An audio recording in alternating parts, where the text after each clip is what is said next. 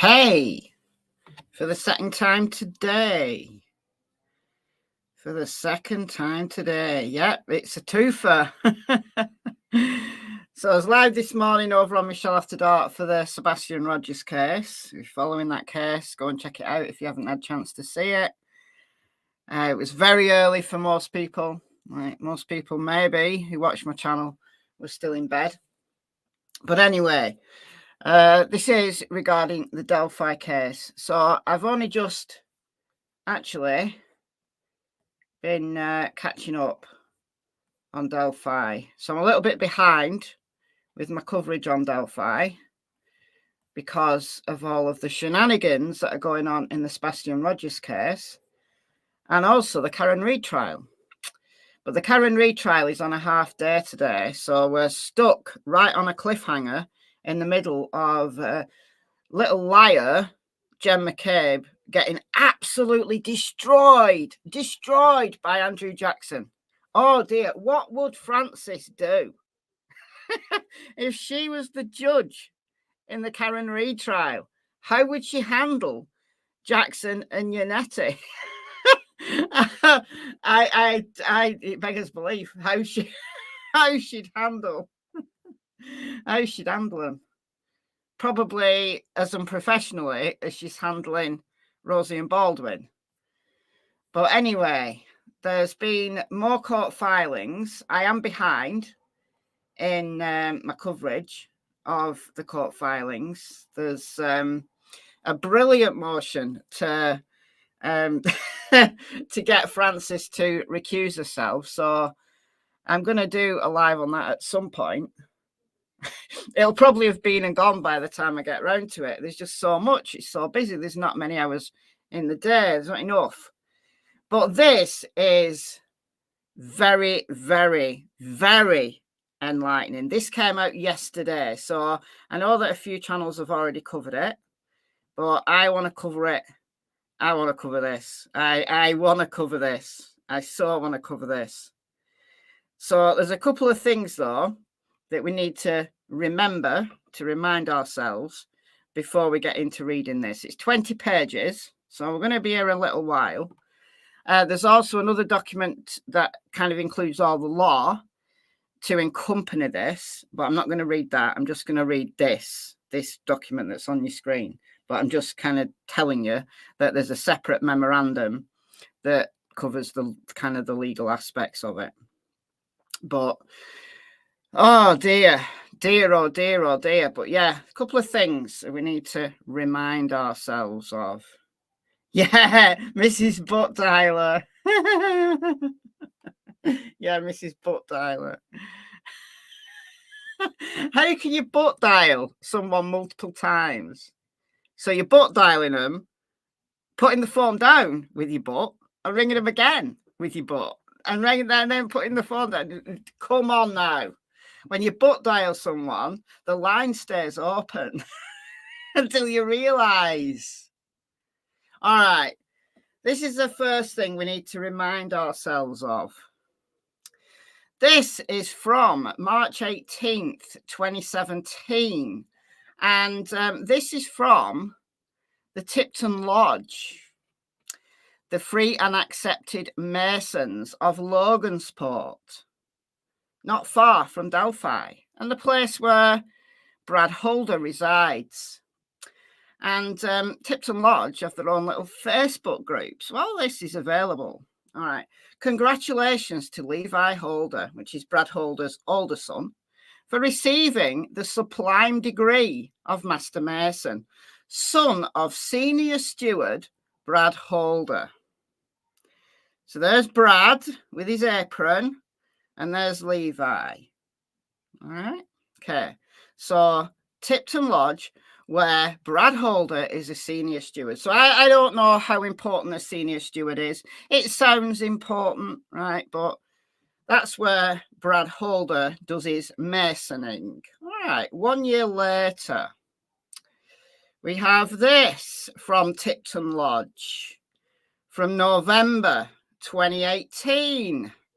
Tipton Lodge, Free and Accepted Masons in Logansport. So this is Brad Holder's Masoning location. Congratulations to brother Nick McClelland, member of Mount Zion Lodge, but receiving his Master Mason degree this evening in Tipton Lodge, Logansport. And oh, look who. It's the slickness himself. Oh dear. So we have confirmation. We have confirmation via Tipton Lodge that Brad Holder and Nick McClelland know each other, or at the very least move in all the same Masoning circles. All right. Okay. So with that said, we need to remind ourselves of this. And this better not freeze, because StreamYard has been so annoying lately, glitches out with audio, glitches out with videos. It's annoying. But anyway, we'll give it a go. Let's remind ourselves of this. For you guys to start being journalists. Before an angry Andrew Baldwin left the courthouse, 13 News overheard him speaking to Richard Allen's wife, saying, "It ain't over. The world's watching. The world sees what's going on."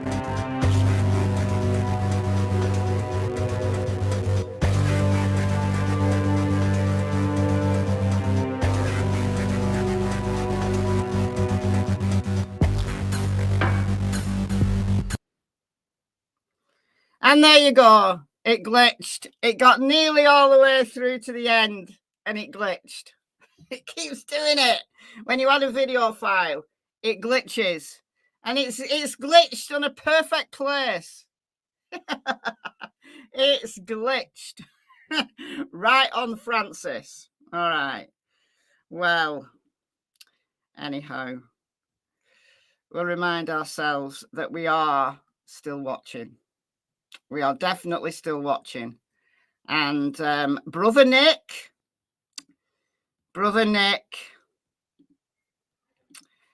and Brother Holder. Okay. So with all that in mind, let's get into reading. 20 pages. Yeah, Holder's both a Mason and an Odinist. Nick is just a Mason. No, I've nothing against Freemasons as an organization.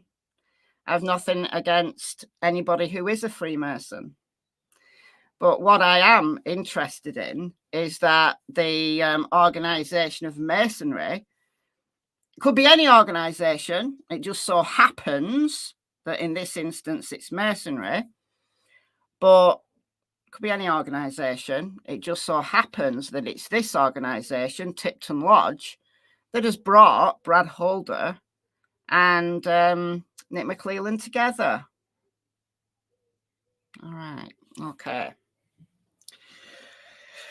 All right. Defendant's second motion to dismiss. So to dismiss the case based upon newly discovered, destroyed, and or missing exculpatory or potentially useful evidence. Elvis now has brothers. Yeah. Doesn't he just? Yeah. Okay. So this is their second motion to dismiss. Of course, Francis denied the first motion to dismiss because she's just like that. All right. Comes now the accused, Richard Allen, by and through counsel, Andrew Baldwin, and pursuant to the 5th, 6th, and 14th amendments of the United States Constitution, Article 1, Section 12 of the Indiana Constitution, and Indiana Code 35-34-1-4, A11, moves this court to dismiss charges against the accused for destroying or losing exculpatory evidence or potentially useful evidence in a violation of the standards set out by Brady versus Maryland, and that's 1963. So arguing that this is another Brady violation in the case. Again, there's a separate document that I'm not going to read in this live stream, but it's just there and it accompanies this this document setting out kind of the legal basis of it all. But in support of said motion, the accused states the following. Now, if you've been keeping up, you'll know that the first motion to dismiss, we got a bunch of revelations about exculpatory or potentially exculpatory evidence that's been lost. We've heard about DVR players just doing their own thing and just recording over stuff when it feels like it. We've heard all about that. We've heard it all. All right, but there's more. It gets worse. All right, so February 7th, 2024, the accused filed his motion to dismiss, that was number 1, for destroying exculpatory evidence, a memorandum in support of said motion. In his first motion, the defence detailed how a February 17th, 2017 interview of third-party suspect Brad Holder was destroyed while in the possession of law enforcement, along with multiple days of other interviews. Now, it turns out that it's loads of days, right? This new system that they had seemed to just turn itself on and just record over. Like it recorded so much that it got full, and then it started recording over older interviews. So it turns out that Brad Holder's interview, which was recorded in Delphi Police Department on February 17th, wasn't available to the defence. Just a short kind of summary report of it was, so they knew that it had happened, but they couldn't review that thing, and they couldn't review it because it had been taped over.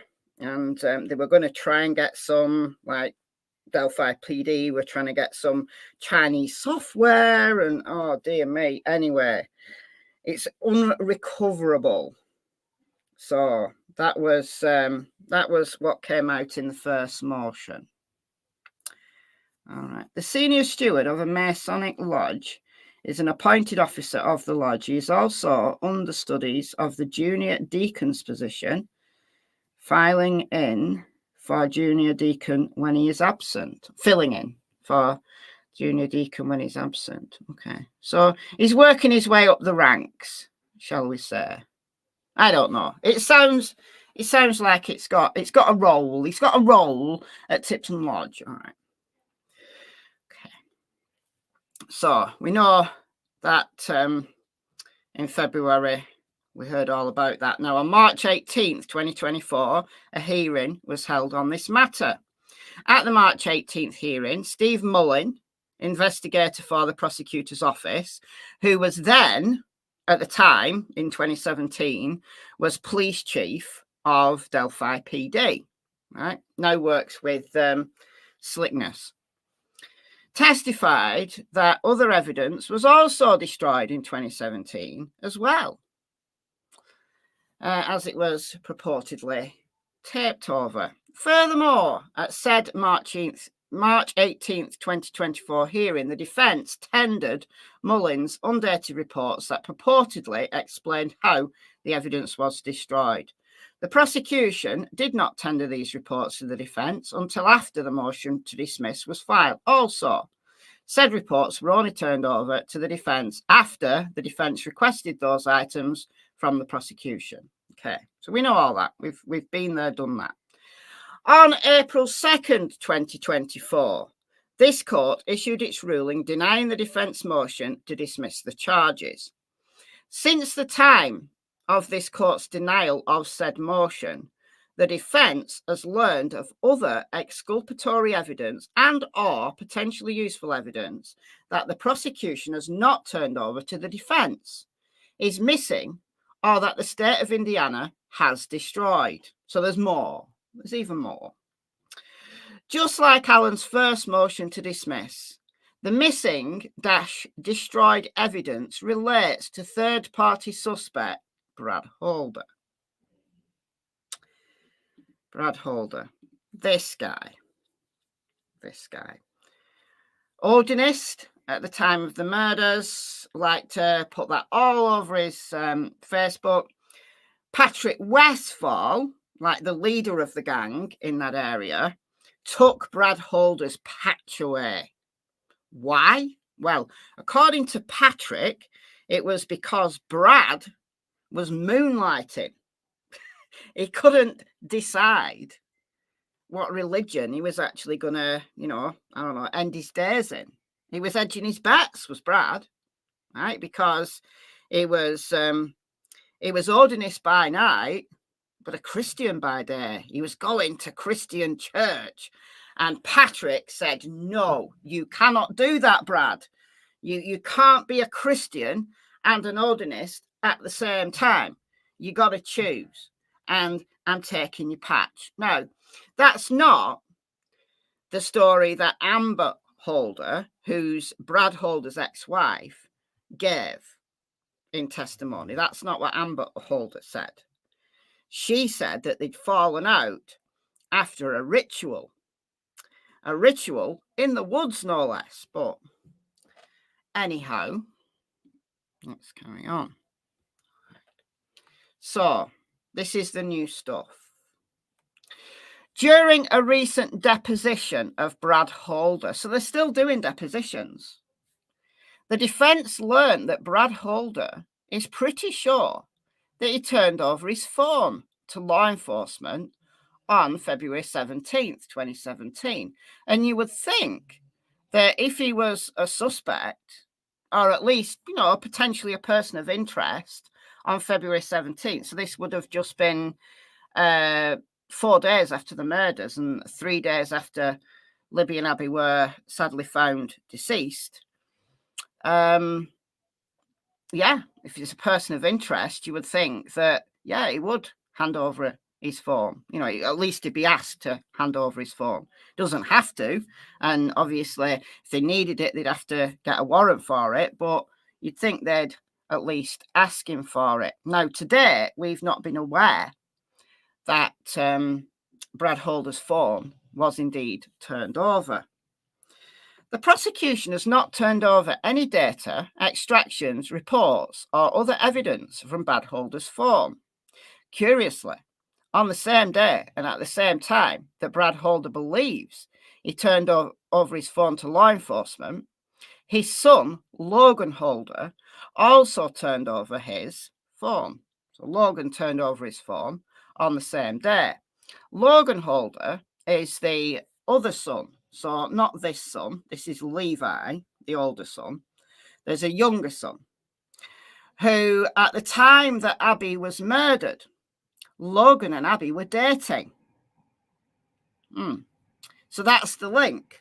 Obviously, law enforcement are going to be interested in any, boyfriends, dating partners, close friends of the girls, right? So they find out that Abby's dating someone called Logan Holder. They check Logan Holder out and find out that he's got this problematic father who's this Odinist.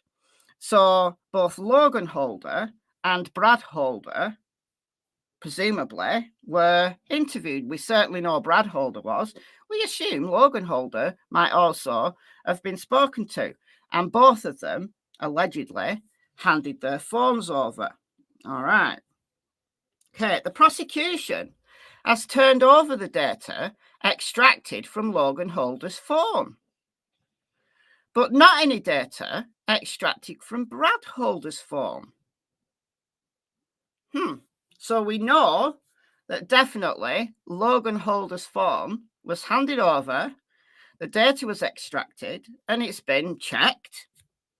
Obviously nothing problematic on it. And, probably his phone was given back to him, and that was that. Brad Holder, though, there's no extracted data for Brad Holder's phone. While the data from Logan Holder's phone was extracted, law enforcement apparently claim that they failed to extract data from Brad Holder's phone, even though both he, Brad, and his son Logan turned over their phones to law enforcement at the same time. It's almost like somebody's being protected, isn't it? Now, at the time of the murders, Nick McClelland wasn't the prosecutor. It was that other dude, Robert Ives. McClelland only became the prosecutor. It was about a year after the murders when Robert Ives resigned. But still, it does seem interesting that potentially Brad Holder has got friends in high places. That's just obviously a speculation. All right. Now, it was also said, at the time in February, when the defense found out that Brad Holder's interview on February 17th, 2017 had been taped over, quote unquote, accidentally, as did a bunch of other interviews. They said, well, it didn't matter because Brad Holder wasn't a suspect. He wasn't a suspect at that time. All right, so bear that in mind. Jerry Holman from the Indiana State Police, and he's like the leader, one of the leaders of the Unified Command. So this kind of multidisciplinary, very close-knit team that worked on the Delphi murders. Right? It's only like, 6 or 7, 8 of them on the Unified Command. So Jerry Holman being one of those guys. So currently is a lieutenant. He's recently been promoted as Jerry Holman, recently been promoted to lieutenant in the Indiana State Police for all the good work that he's done, obviously. All right. So Jerry Holman stated under oath at a recent deposition, and he's been deposed more than once. He was deposed last August. Been deposed again. So, been stated under oath at a recent deposition that he believes police just looked through Brad Holder's phone. So, I don't know, I had a look at his text messages and thought, oh yeah, I had a look at his phone calls. Oh, look, the only phone calls you've made are, to Domino's Pizza. And yeah, that's fine. That's fine. Here you go. So they extracted all the data from Logan's phone, but didn't do the same with Brad's. But they may have looked through it. They may just have looked through it. All right. But encouraged the defense to find out for sure from the FBI. So Holman passes the buck and says, well, maybe you should ask the FBI. So that's as recent as May the 3rd. So they're still deposing people. They just keep bringing them in. And every time they bring them in, they get a little bit more. They get a little bit closer to the truth, maybe. So Holman, member of Unified Command, said, oh, I don't know. Maybe you should ask the FBI. All right. When asked if he, Holman, would have extracted data from Brad Holder's phone if given the opportunity, Holman was non-committal. Depends on the circumstances. But I think you'd have to ask the FBI what they did. So it's the FBI who were responsible. Yeah, pass it to the feds. Yeah. So pass it off from the Indiana State Police and say, I don't know what I would do, but you'd better ask the feds. Okay.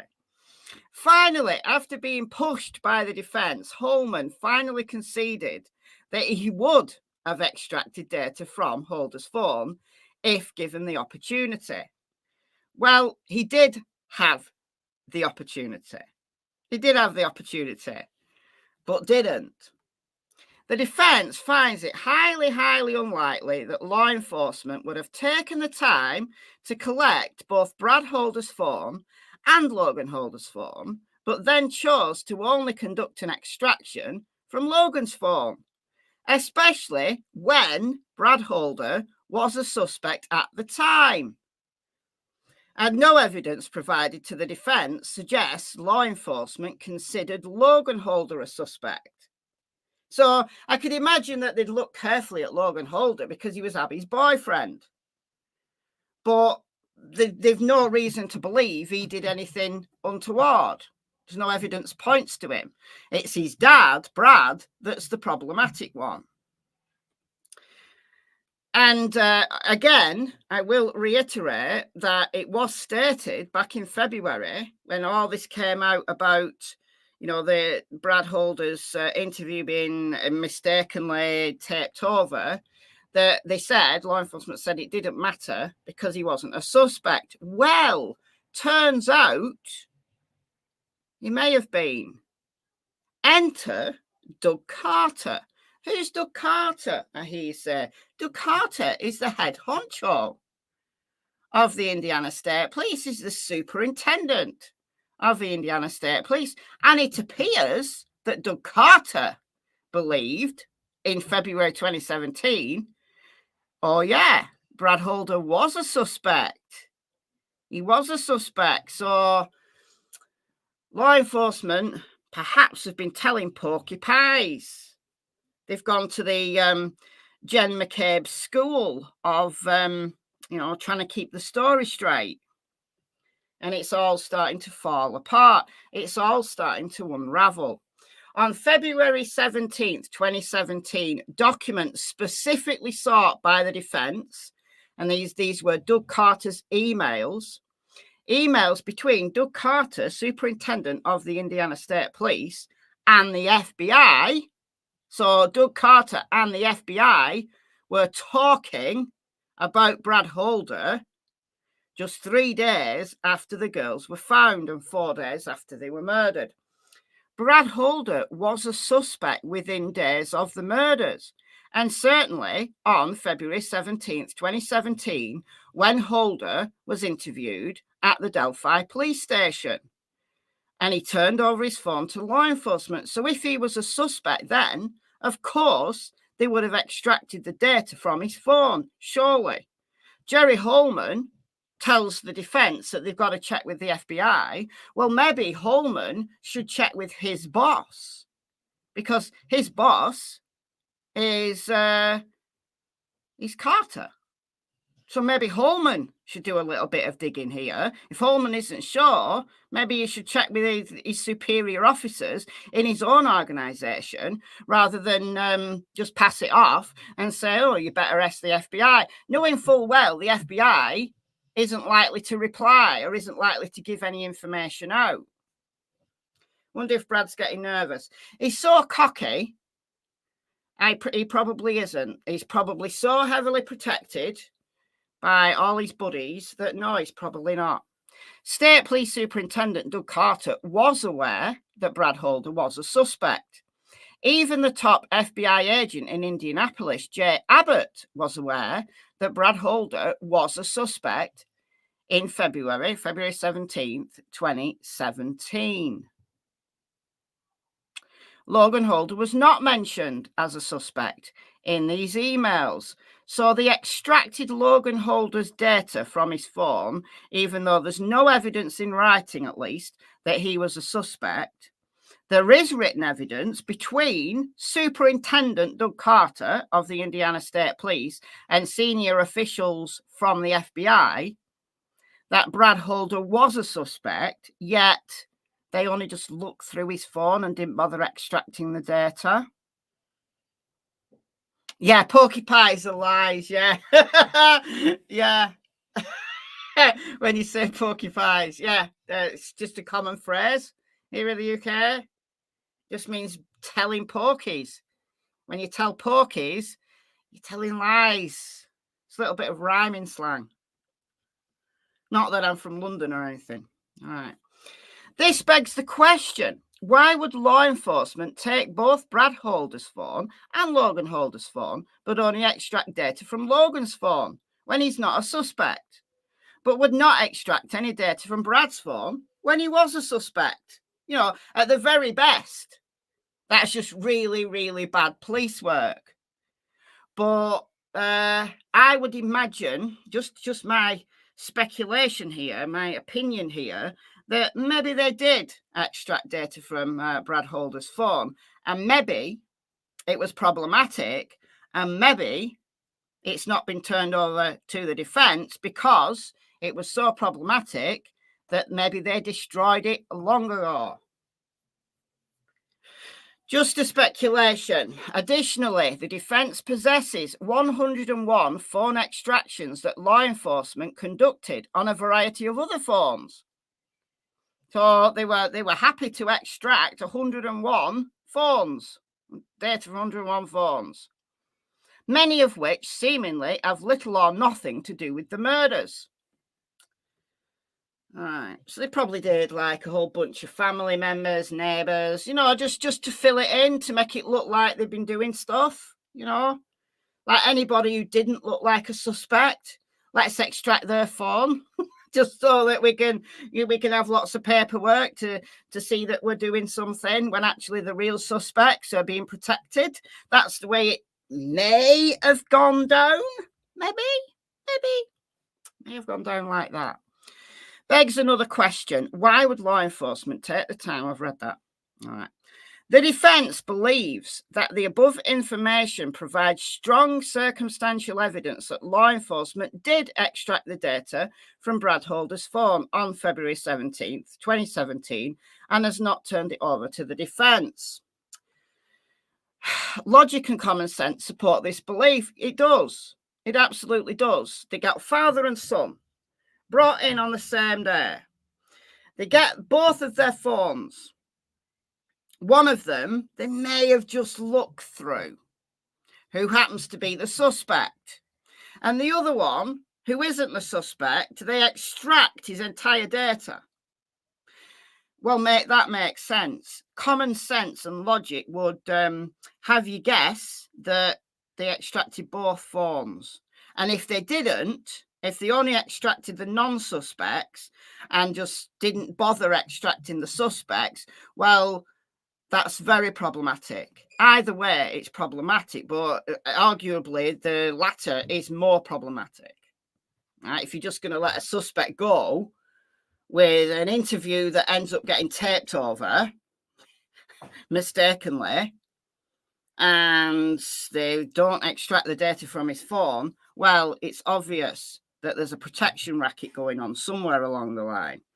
But I would imagine that they probably did extract the phone. It was problematic, and therefore the defence haven't received it. If law enforcement failed to extract suspect Brad Holder's phone data while in their hands on February 17, 2017, then the only other explanation would be that law enforcement was completely and utterly inept. That's at best. I think it's more likely that it was a conscious choice rather than one of incompetence.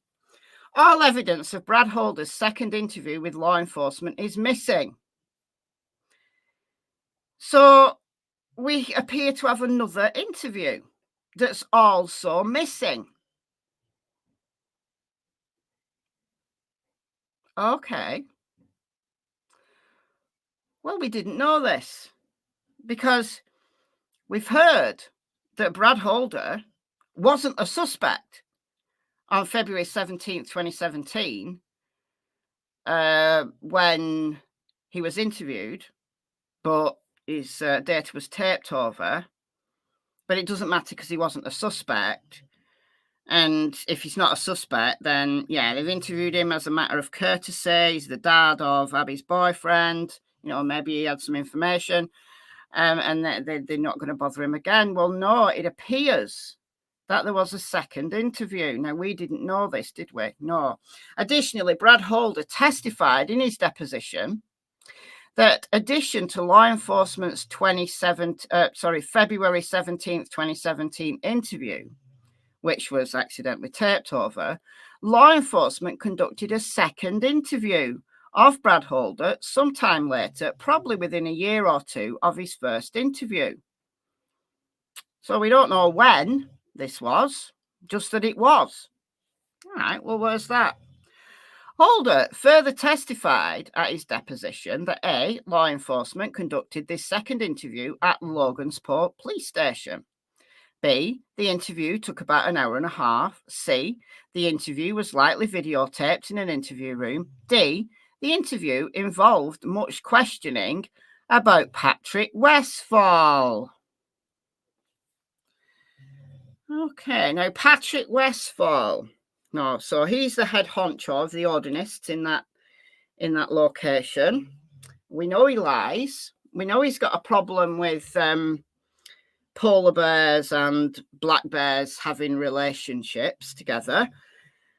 We know that he's one of these white supremacists and stuff.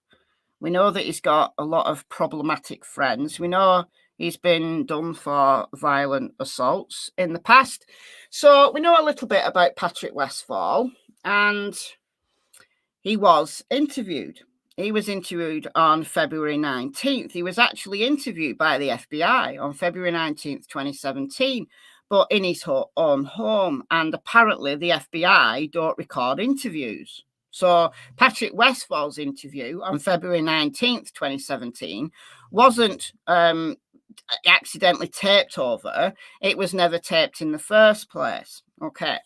So after the deposition, the defense alerted the prosecutor's office that the defense had A, no phone dump extraction evidence from Brad Holder's phone, and B, no evidence whatsoever in the form of video, audio, reports, notes, of any other type of evidence of law enforcement's second interview of Brad Holder at Logansport Police Station. On May the 13th, so just 8 days ago, or 7 days ago, because this came out yesterday, on May 13th, 2024, the prosecutor advised the defense by email that they cannot locate an interview of Brad Holder at the Logansport PD and have no record of Brad Holder's phone being downloaded. No, apparently, Twisted, no, apparently we learnt that the FBI doesn't record interviews, or at least they didn't record Patrick Westfall's interview. So I don't know whether they routinely don't record interviews or whether they just, don't bother recording them sometimes. It's insane. It's absolutely insane. It's insane. All right. So the prosecutor, Brother Nick. Yes, Kyle. Brother Nick here isn't aware that Brad Holder was interviewed twice. So is Brad lying? Is Brad just making it up? Did Brad dream it? We don't know. So Brother Nick's not aware of this second interview, nor is he aware of any phone data from Brad Holder's phone. All right. Okay. At a recent deposition, when Unified Command's Jerry Holman, so currently Lieutenant of the Indiana State Police, was asked how the defense could obtain any information about this second interview, Holman said he had no idea, but encouraged the defense to reach out to the Logansport PD to find out. So they've got to contact the FBI, they've got to contact Logansport, to try to piece together all of these many threads.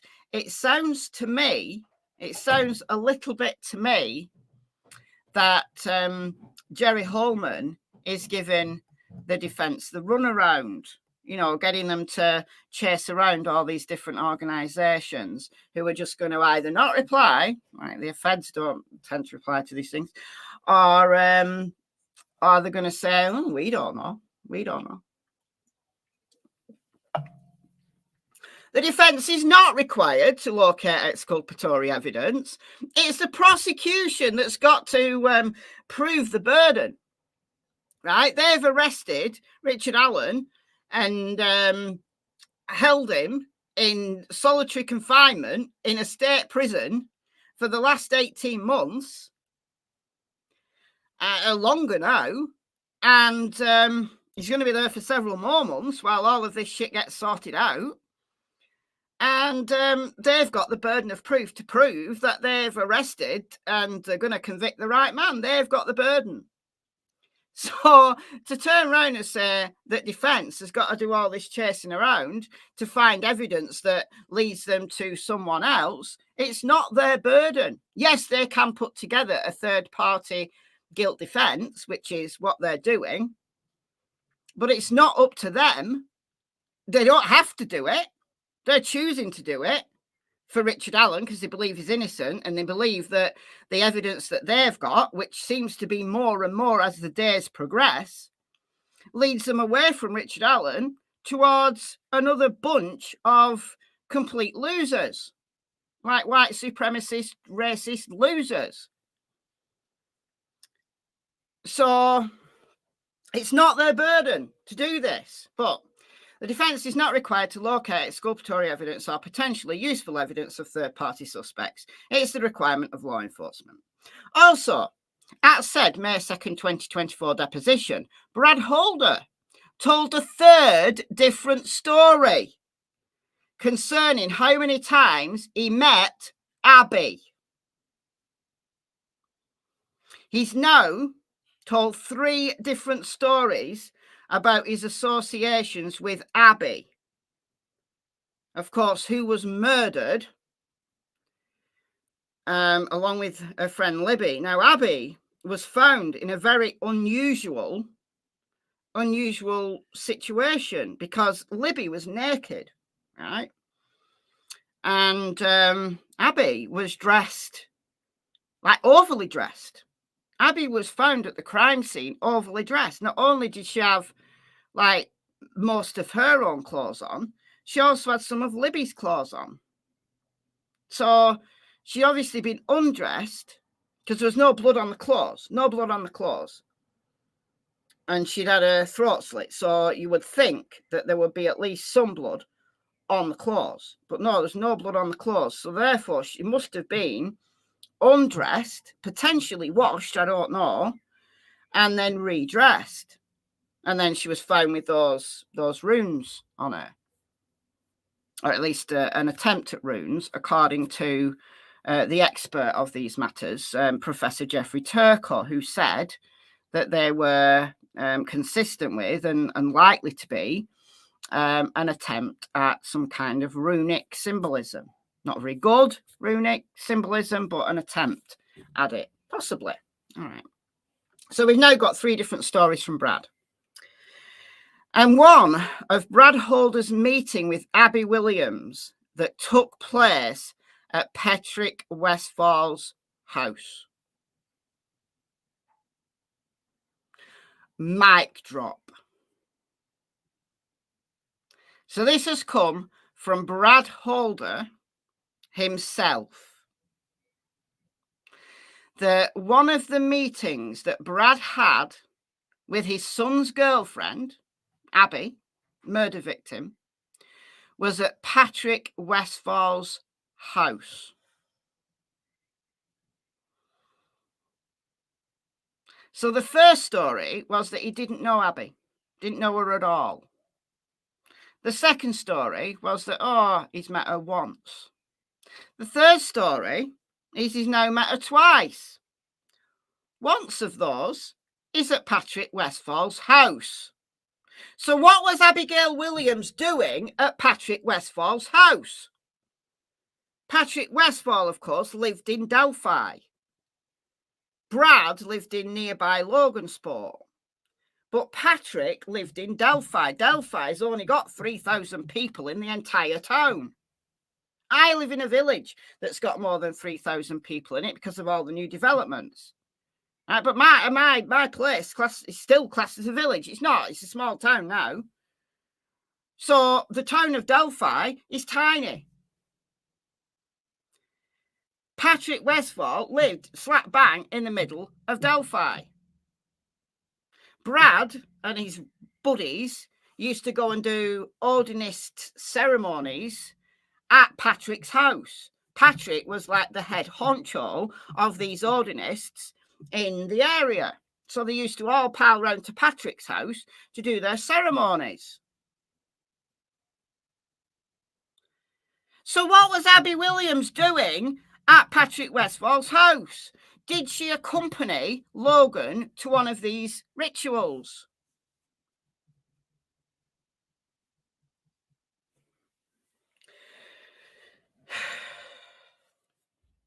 So there's your link. There's your link between Brad Holder, Patrick Westfall, and murder victim Abigail Williams. Meanwhile, Richard Allen, who has no link to anybody, there's no DNA, there's no fingerprints, there's no phone data, there's nothing that links Richard Allen to Abigail Williams or Liberty German. Nothing, none, nada. And a dodgy bullet at the crime scene, an unspent round, that apparently come from Richard Allen's 6 Hour P226, that has no chain of custody. Who authored this document? Andrew Baldwin. So, a deposition from May 2nd, 2024. So what? 3 weeks ago. Finally gives us the link between Brad Holder, Patrick Westfall, and Abigail Williams. When Jerry Holman was confronted with Brad Holder's ever-changing stories concerning how many times Brad Holder met Abby Williams, Holman said, perfectly reasonable in my opinion, that he remembered somebody insignificant.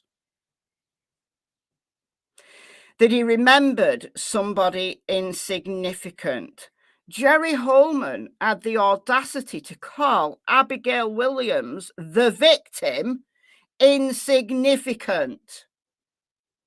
Can we just have a moment of reflection on that? That somebody insignificant. So even if he didn't mean it as, you know, the murder victim's insignificant, that it's just a relationship, a passing of, you know, strangers in the night that Brad and Abby had, you know, it just happened to be, you know, his son's girlfriend, didn't really remember her or anything, you know, didn't really remember how many times he'd met her, whether it was no times, 1 time, 2 times at his Odinism friend's house or what. She would have been insignificant to him. But the wording is, in my opinion, very telling. Yeah, Holman referred to the dead girl in his interview with Richard Allen. Yeah. If you've only met them twice, you may not remember that, but I don't see exactly what you're asking me, said Holman. When Holman was asked if it was likely that Brad Holder would not remember meeting Abby, when Holder was asked 3 days after the murders, well, it's 3 days after the girls were found, 4 days after the murders. You know, he was asked then and he said, oh, no, I don't remember meeting her. And now, 7 years down the line, he does remember meeting her. He remembers meeting her twice. Now, is it twice? Or is that just the latest incantation? Did he actually meet her numerous times? Was Abby expressing an interest in Odinism? Or was Abby, you know, just accompanying Logan to Patrick's house to, I don't know, to try to show an interest in her boyfriend's, you know, activities, maybe. I don't know. Whatever it was, whatever the truth is, there's the link. There's the absolute 100% from Brad Holder's own mouth just this month that there's a link between not only Brad Holder, but also Patrick Westfall and Abby Williams. What if, here's a speculation, what if Abby, right, was accompanying Logan to Patrick's house and Patrick found out that Abby, like the girlfriend of his Ordinist friend's son, Logan himself probably maybe showing an interest in Odinism, I don't know. What if it was found out that one of her family members was having a interracial relationship because that really angers Patrick. If you remember, Patrick said that polar bears don't go about breeding with black bears.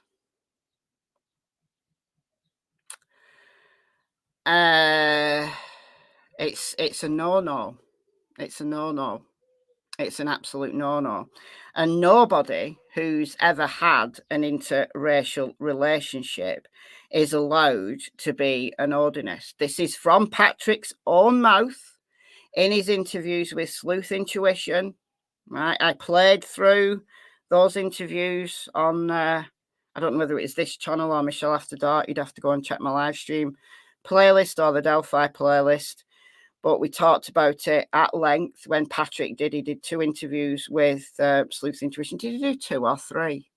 Anyhow, from his own mouth, said that no Odinist, not nobody from his camp, his strain of Odinism, not allowed to have interracial relationships, and anybody that had an interracial relationship was allowed to be an Odinist. What if he found out that one of the people who'd been going to his house was from a family of interracial relationships? Do you think that might have angered him? Do you think he might have had to, I don't know, set the record straight with the gods? He would have had to make right with the gods that he'd allowed this to happen on his property in his ritualistic circles. He'd allowed this person who's got links to interracial relationships, infiltrate the inner sanctum.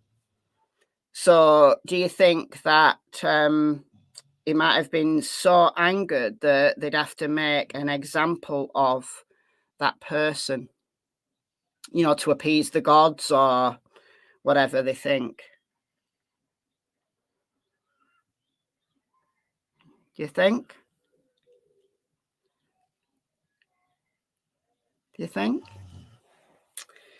Just another excuse for mindless violence? Yes.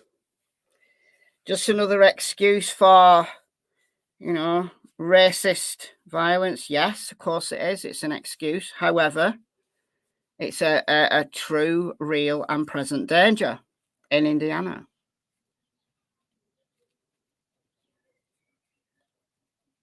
Brad had his DNA genealogy done and posted it on his Instagram during the time of his pat churning. I saw it with my own eyes. What, did they all have to do DNA to make sure that there was no, I don't know, African or Asian or Native American or anything like that? Did they have to do DNA to prove that they were 100% white European? Did they have to do that?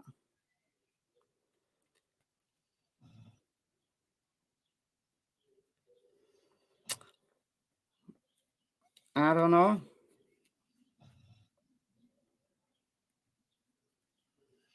What's the most effective way to send me a few bucks? Either PayPal or buy me a coffee. The links are in the description to all my videos. They only take a little bit. They don't take like 30% like YouTube does. Whichever you prefer, PayPal or buy me a coffee. But thank you. Thank you for thinking about that. Patrick gives me psycho vibes. Yeah, me too. Me too. Holman showed no curiosity nor interest whatsoever in why Holder's story had changed.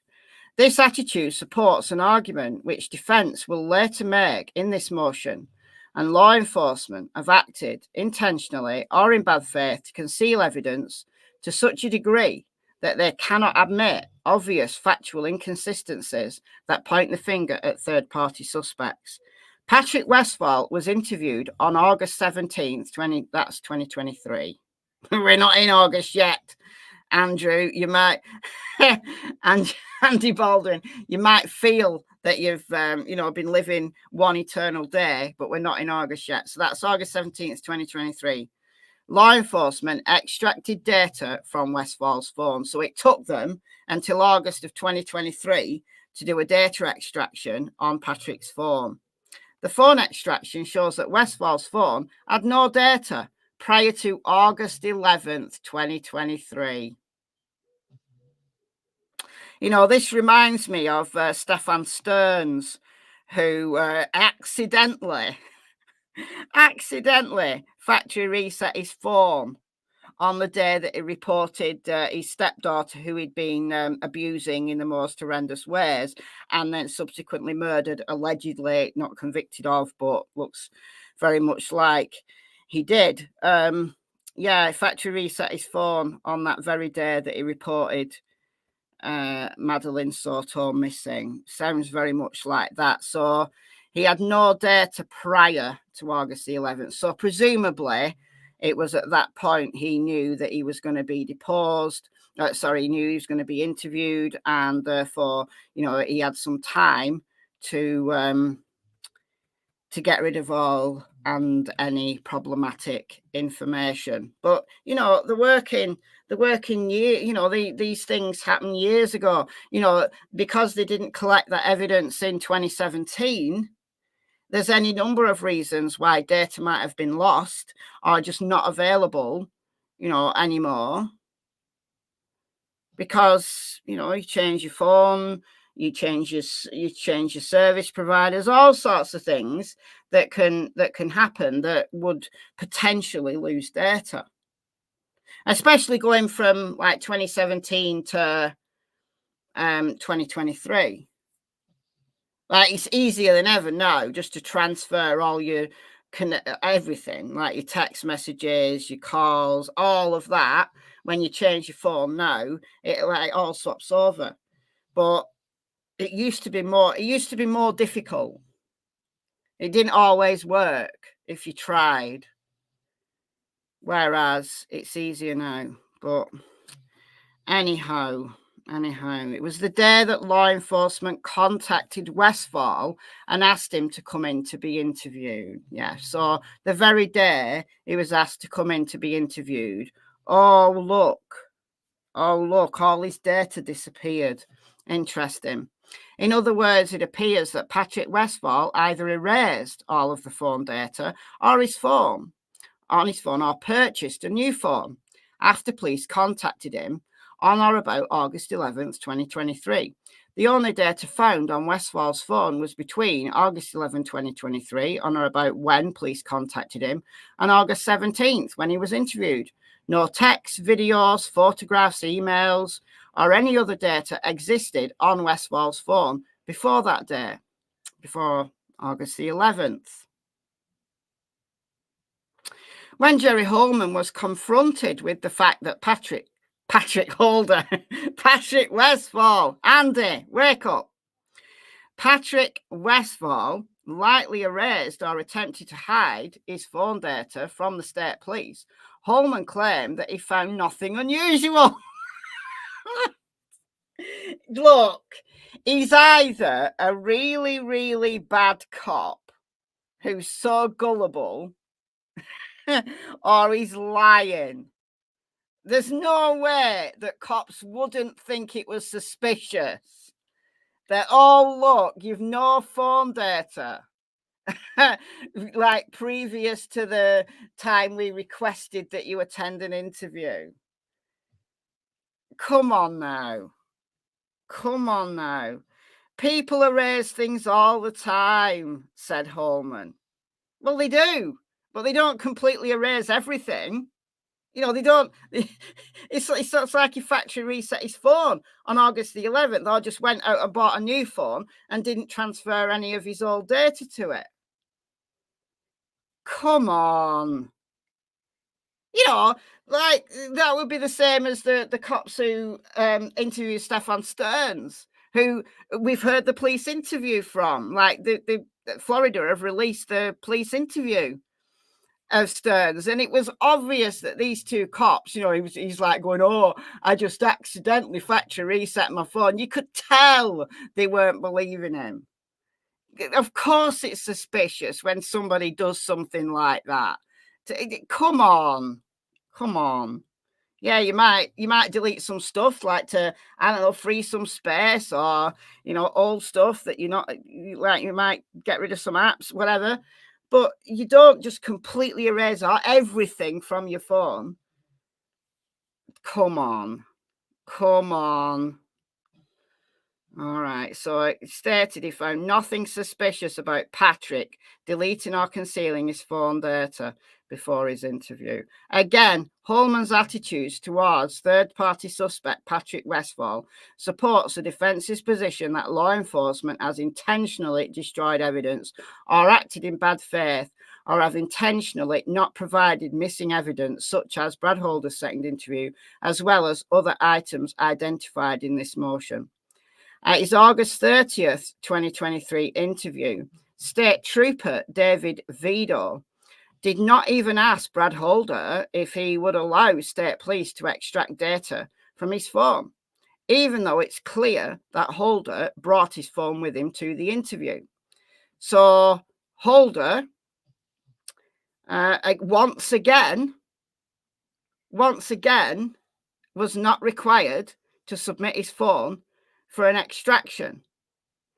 So at least when Patrick was interviewed on August 17th, at least he was asked, and they extracted the data from his phone.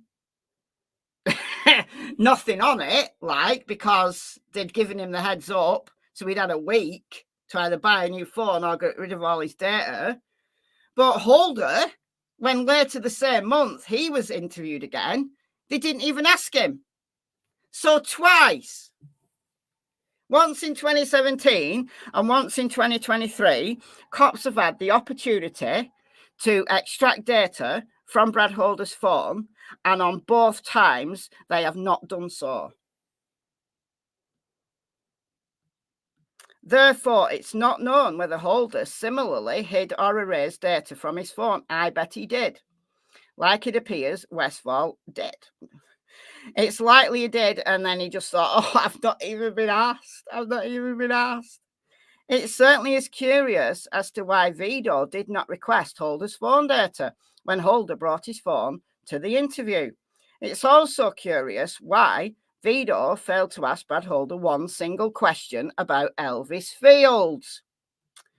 You know, Elvis Fields, who confessed twice and said to a cop, well, you know, as long as I can explain it, as long as I've got an explanation, is it okay that, you know, I spit on one of the girls when they were dead? Yeah, okay, that's Elvis Fields.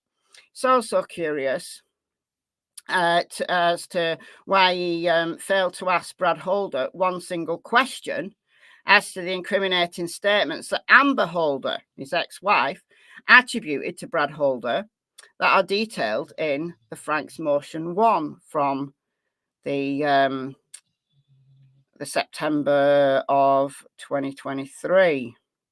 Vido's failure to ask such important questions to Brad Holder during the interview supports the defense contention that law enforcement is acting in bad faith. That's saying something.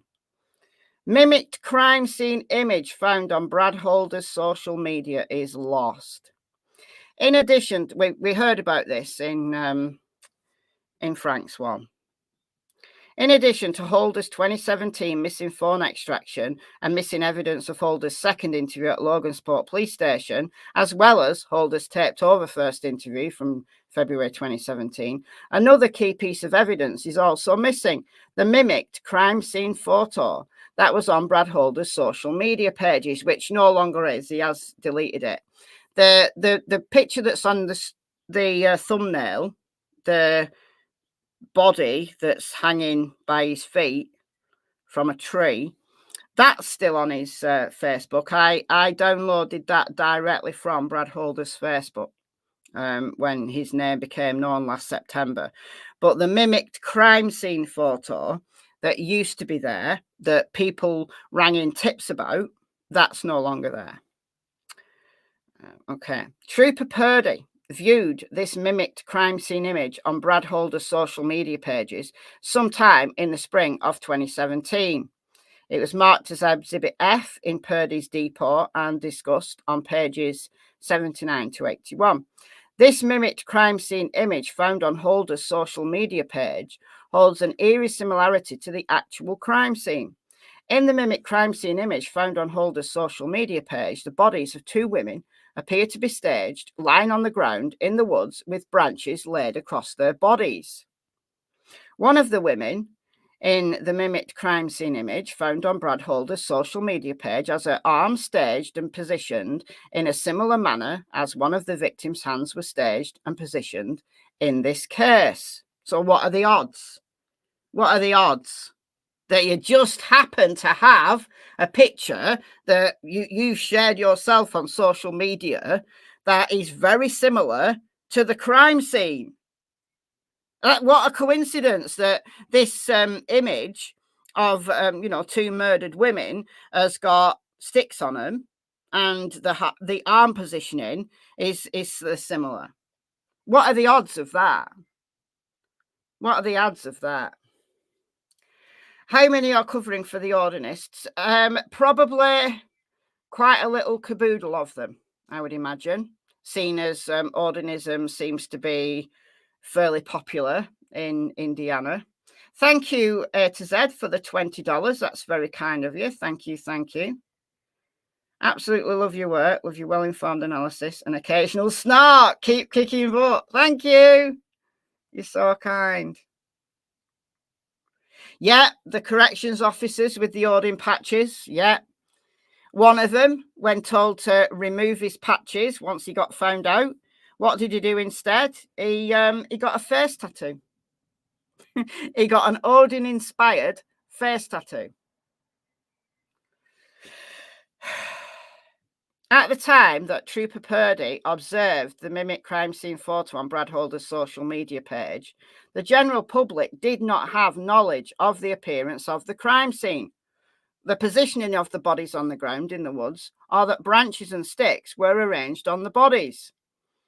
In the April 12th, 2017 report from Trooper Ryan Winters, it was learnt that the state police also came in possession of the said mimicked crime scene image through an internet sleuth named Ryan Boucher. Okay. So people were ringing in. People were ringing in about Brad Holder. Like they were very aware of Brad Holder anyway. Like they knew about him because they interviewed him on February 17th and just let him go, didn't bother getting his phone extractions. But people were ringing in about him and they were ignoring it, like just basically saying cleared, and not bothering to explore. Why? Because they were being protected. Boucher alerted Winters to the disconcerting images on Brad Holder's social media and then sent images to Trooper Winters over the internet. On April 12th, 2017, Trooper Winters then shared with Jerry Holman his Winters' knowledge of the mimicked crime scene image found on Holder's social media pages and the other information. So not all these cops are corrupt. Some of them are trying. Some of them are trying to do their jobs.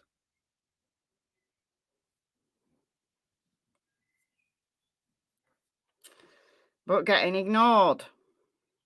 Okay, so informed Holman. Because of the similarities between the image that Boucher sent Trooper Winters from Brad Holder's social media and the crime scene, Trooper Winters requested that Brad Holder be re-interviewed. Despite that request, state police ignored Trooper Winters and never re-interviewed Brad Holder. Now, it does seem he was re-interviewed at some point. But we don't know. We've only got Brad Holder's word that he was interviewed a second time. We've no information about it. Brad Holder was only interviewed in August of 2023 after Jerry Holman was challenged by the defense to reopen the Brad Holder investigation. To this date, the prosecution has failed to turn over the mimicked crime scene image that Purdue found on Holder's social media in 2017. Fortunately, because internet sleuth Boucher had saved the image that he turned over to Trooper Winters, the defence team were able to drive to Georgia to retrieve that image. I don't know why they had to drive all the way to Georgia. Why could he just couldn't have emailed it to him? I don't know, but anyway. When deposed, Trooper Winters claimed that the state police could not accept the images that Boucher found on Holder's social media, that Boucher then turned over to the state police. How could state police lose such an important piece of evidence as an image found on a suspect's social media that mimics the crime scene? The defence again would proffer that the mimicked crime scene photo was not lost.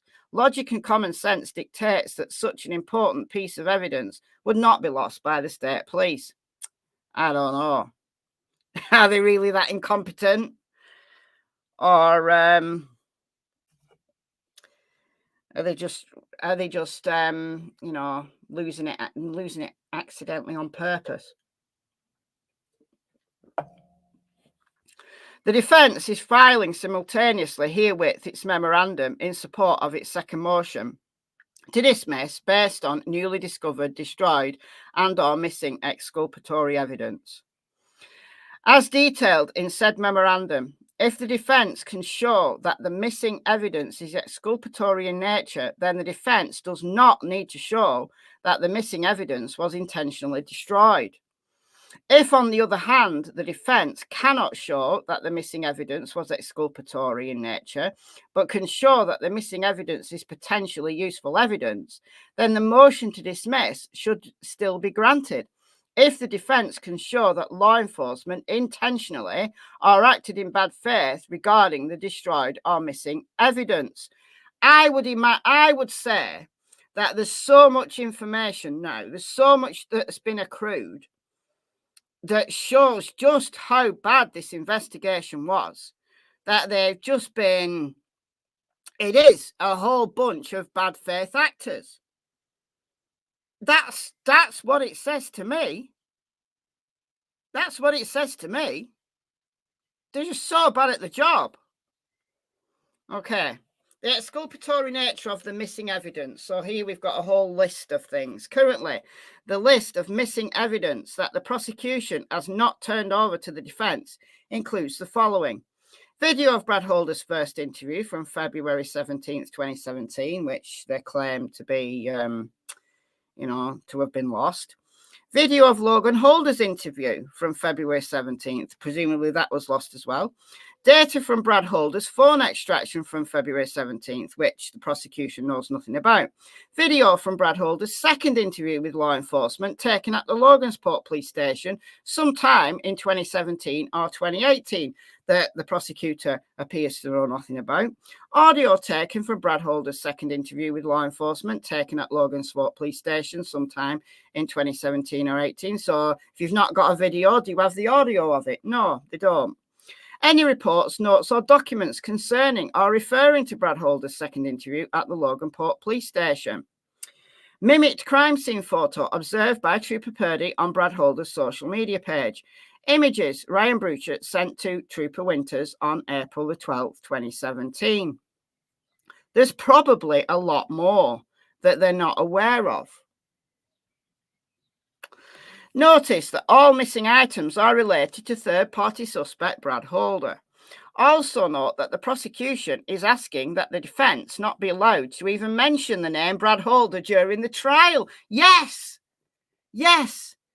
The slickness himself doesn't even want the word Brad Holder or Patrick Westfall or Elvis Fields mentioned at all at the trial. Wants them to be like banned words, wants to censor the defence to such an extent that they're not even allowed to bring up his name. Now, that is some protection. That is some protection. Currently, the list of evidence that the prosecution failed to turn over to the defence until the defence requested the prosecution turn it over or upon the prosecution realisation that the defence would soon be learning about the existence of said evidence includes Todd Click's letter and accompanying 85-page report. The prosecutor held on to this evidence up for over 4 months until he knew that the defence would learn of its existence. That's the Odin report. Multiple Elvis Fields interviews, Rod Abrams interview, multiple Johnny Messer interviews, multiple Taylor Hornaday interviews. I think she's Johnny Messer's girlfriend, or at least was at the time. She's got some interesting things to say. Ned Smith interviews and Libby German phone dump. So don't even have that. I think they have been turned over now, but wasn't turned over until the defence learned that they exist. Notice that all items A to G in paragraph 69 above are all related in some way to a third-party suspect and Odinism. Also note that the prosecution is asking that the defence not be allowed to even mention any of these third-party suspects or Odinism at all during the trial. The evidence that the defence does have in its possession showcases that on multiple occasions, third-party suspect Brad Holder has changed his answer concerning a very basic question. How many times has he met Abigail Williams? You know, because if you didn't know, right, if you just met her a handful of times, you'd say, I don't know the exact number, but it's several times. Right? You won't keep saying, well, no, I've never met her. And then, oh, I only met her once, or I only met her twice. You just say, I met her a few times. She's my son's girlfriend. I've met her a few times in passing. That's what you'd say. Why be shady about it? Why change your tune over 7 years? Thank you, Kindness Cake, for the $4.99. Thank you so much. You're very kind. According to the only police report that memorializes Brad Holder's accidentally destroyed interview, Holder states that he has never met Abby Williams.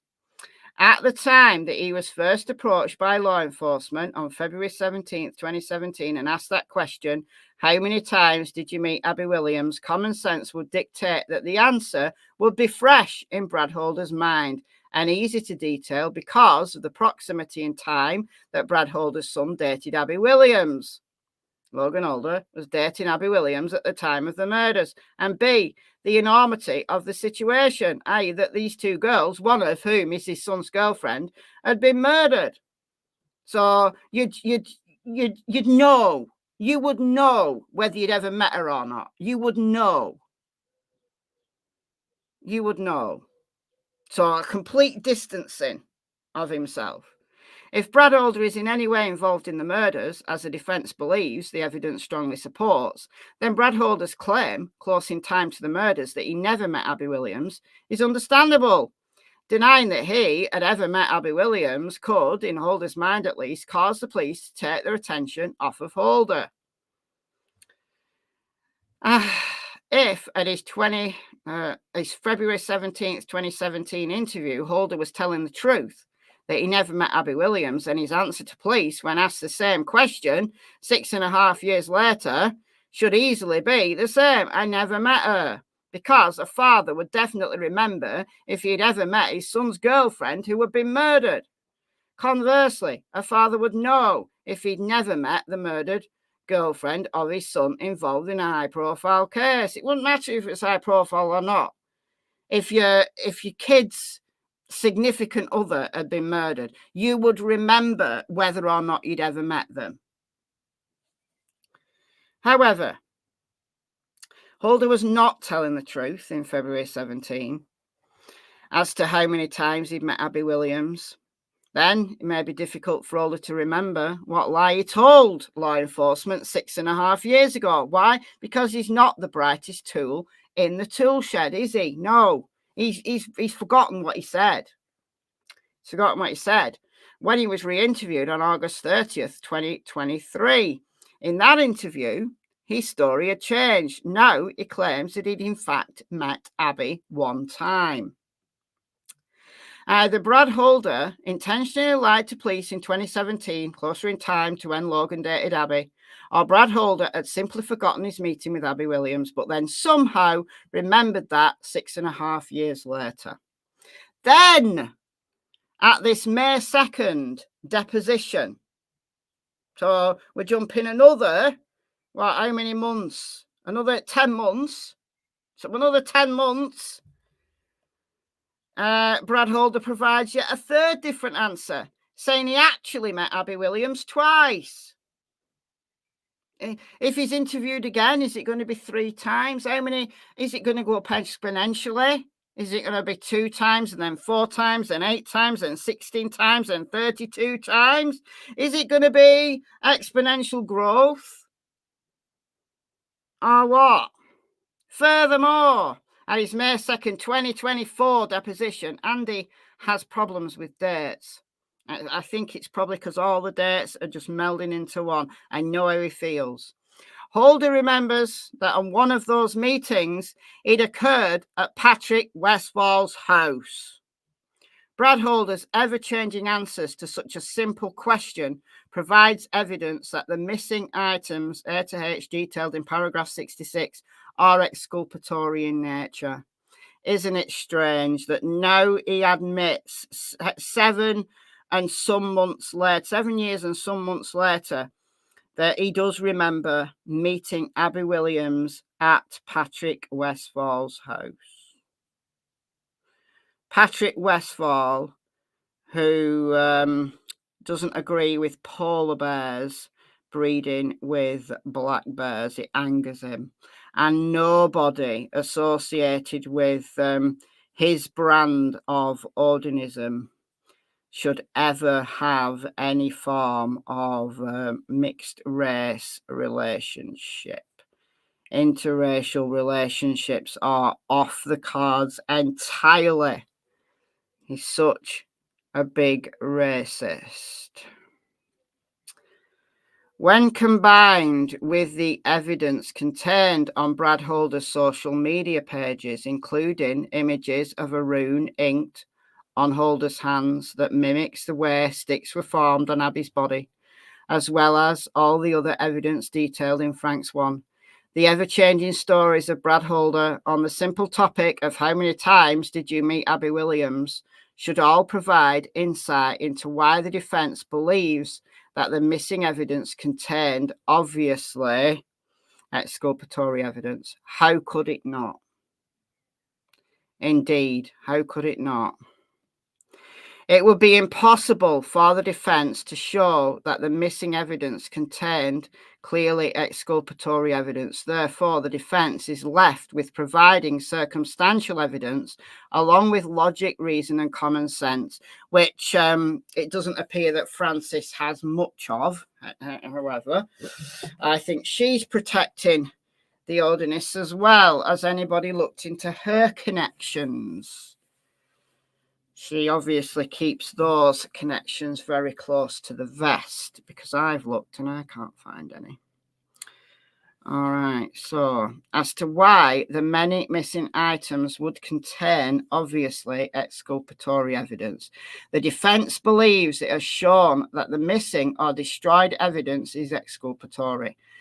The missing destroyed evidence is exculpatory, but even if the court disagrees, the court should find the missing or destroyed evidence as potentially useful and dismiss the charges.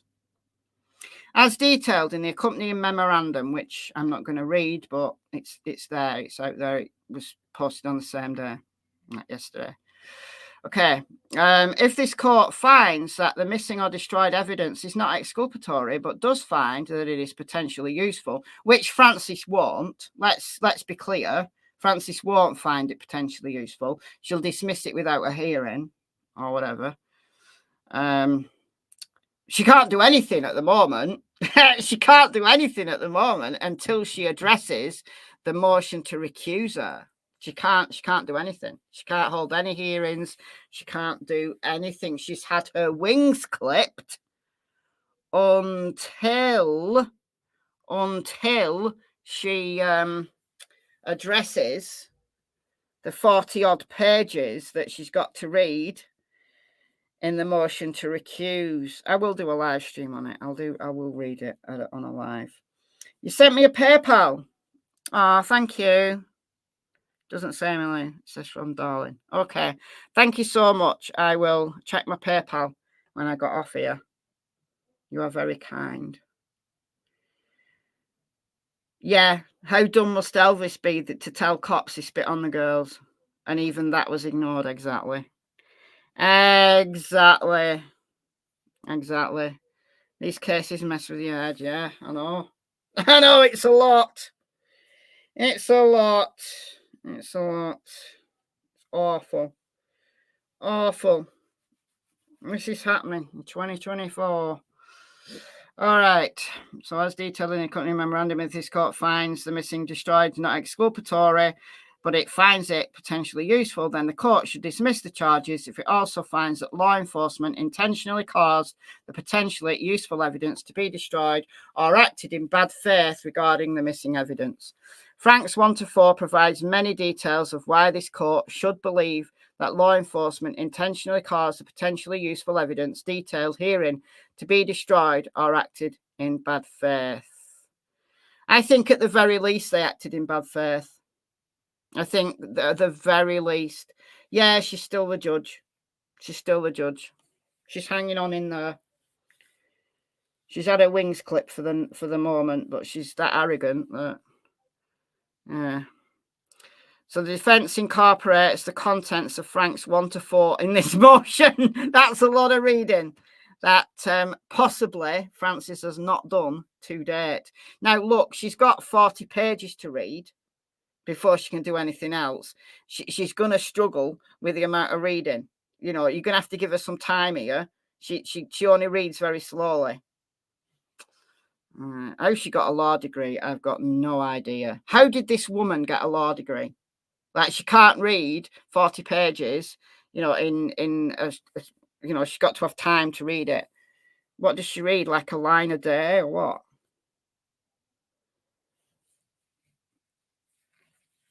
I had a smelly seagull land on the boat the other day. Francis is all I could think of. Oh, dear. The defence incorporates the contents of Franks 1-4 in this motion. Happy reading, Francis. Provided below are a few facts that support the defence contention that law enforcement has acted in bad faith or intentionally lost or destroyed evidence or has failed to turn over said evidence to the defence. Missing portions of vital video from Jerry Holman's 10/26/22 interrogation of Richard Allen. Richard Holman interrogated Richard Allen on October 26, 2022, and said interrogation was videotaped. However, the first few minutes of the interrogation are inexplicably missing. The missing portions of this video, according to Jerry Holman, would have shown Holman discussing Richard Allen's Miranda rights and freedom to leave the room, both important concepts that might support the legality or illegality of Holman's interrogation. No explanation exists as to why the only portion of the videotaped interrogation that is missing is the crucial beginning of the interrogation.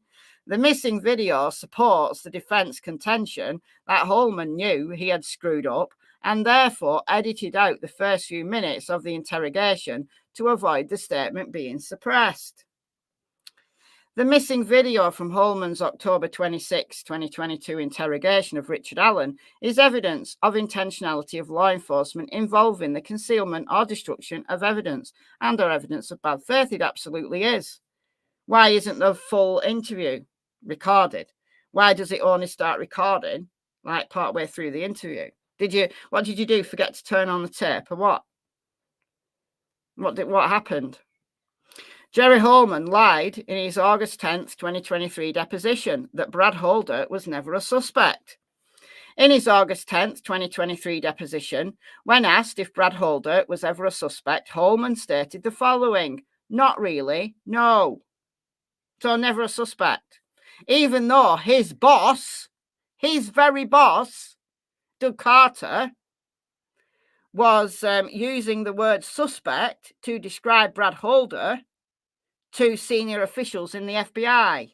So did Doug Carter not inform Jerry Holman that Brad Holder was a suspect? As Jerry Holman was, one of the very few select individuals on the Unified Command, I find it impossible, absolutely impossible, that Jerry Holman did not know what Doug Carter was saying to the FBI about suspects. So I refuse to believe that. However, it's clear from reviewing emails between Doug Carter and the FBI that Brad Holder was a suspect very early on in this case. As stated before, Holder was thought to be a suspect, and his name was known as a suspect even at the highest level of the state police, Superintendent Doug Carter, emailing Indianapolis's top FBI agent, Jay Abbott. So the head people of Indiana State Police and the FBI in Indiana were talking in email about suspect Brad Holder. How would Jerry Holman not know that? How would Jerry Holman not know that? He's clearly lying. He's so lying. The fact that Holman misled the defense by claiming that Holder was not really a suspect is evidence of the intentionality. It absolutely is. This 100% is. Of law enforcement involving the concealment of evidence and or evidence of bad faith. It absolutely is 100%. That cannot be doubted, surely.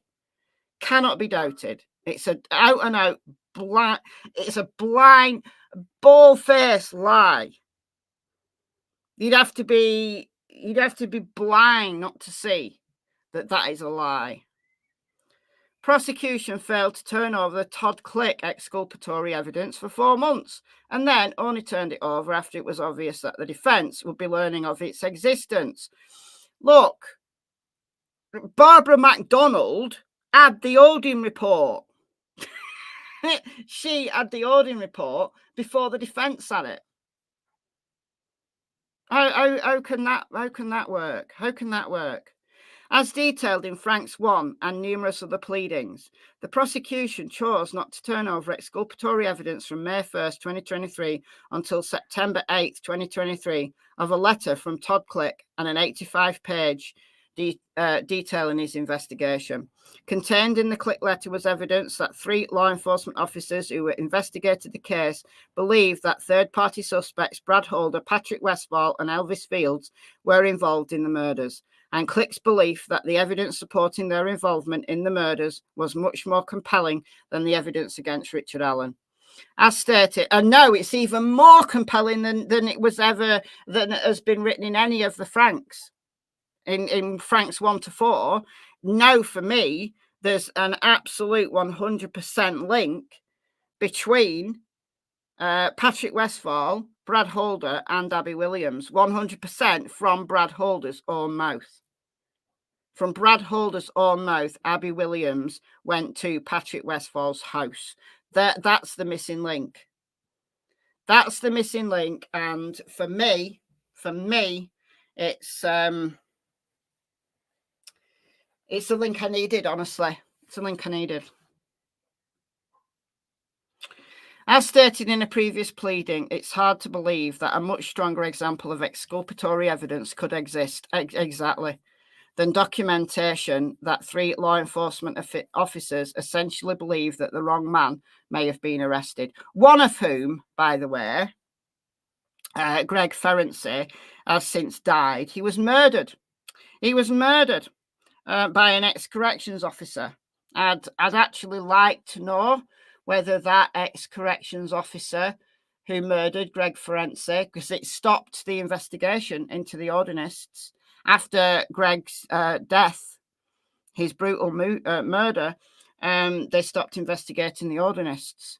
So if it indeed was conducted, by order, just as, just throwing it out there, no evidence to support it, but throwing it out there, if it was intended to stop the investigation towards the Odinists, it actually served its purpose. So we now only have 2 of the 3 alive and able. How did Greg die? He was shot to death. He was shot. He was shot.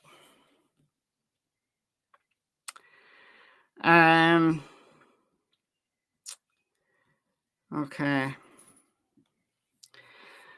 If anybody's got a spirit box and wants to contact him for his side of the story, be my guest. Joke. The fact that the prosecution refused to not immediately turn over the exculpatory Click letter for over 4 months is evidence of the intentionality. It so is. The prosecution failed to turn over exculpatory evidence contained in several videotape statements until after the prosecution knew that the defense would soon learn of their existence. As detailed earlier and in Frank's 1, the prosecutor failed to turn over several videotaped interviews that provide exculpatory evidence concerning third-party suspects until after it was clear that the defense would soon be learning of their existence. The prosecutor turned over these videotaped interviews nearly 9 months later than required under the rule and statute. Those videotaped interviews provide exculpatory evidence in terms of blown alibis of third-party suspects, as well as connectivity between third-party suspects and also provable lies told by third-party suspects concerning their knowledge of other third-party suspects. Patrick Westfall, in an interview with Sleuth Intuition, blew his own alibi. And very few people talked about it. Very few people talked about it because Patrick Westfall said his alibi was his son, that he was at home with his son. So his son, his young son, was his alibi. However, in his interview with Sleuth Intuition, he said his son was at school that day. So, which is it, Patrick? Those videotaped interviews provided exculpatory evidence in terms of blown alibis. Yeah, okay. And provable lies. Yeah, all of that. The fact that the prosecution failed to turn over exculpatory evidence that supports the involvement of third-party suspects in committing the murders until after the defense would soon learn of their existence is evidence of the intentionality of law enforcement involving the concealment of evidence. Absolutely. The prosecution and law enforcement attempted to conceal the identity of a Purdue professor. Oh, this is hilarious. This is hilarious. Of the Purdue professor whose testimony contradicted the sworn statement of Jerry Holman. This is hilarious. This matter has been detailed in Frank's 1, 2, and 3 and in various other pleadings previously filed.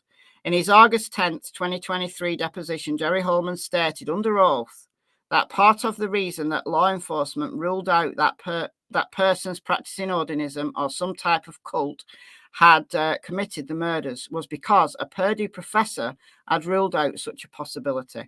However, after reviewing the Purdue professor's report prepared on or about March 1st, 2017, as well as listening to the Purdue professor's September 19th, 2023 interview, it was determined that the Purdue professor never made a claim that Jerry Holman stated.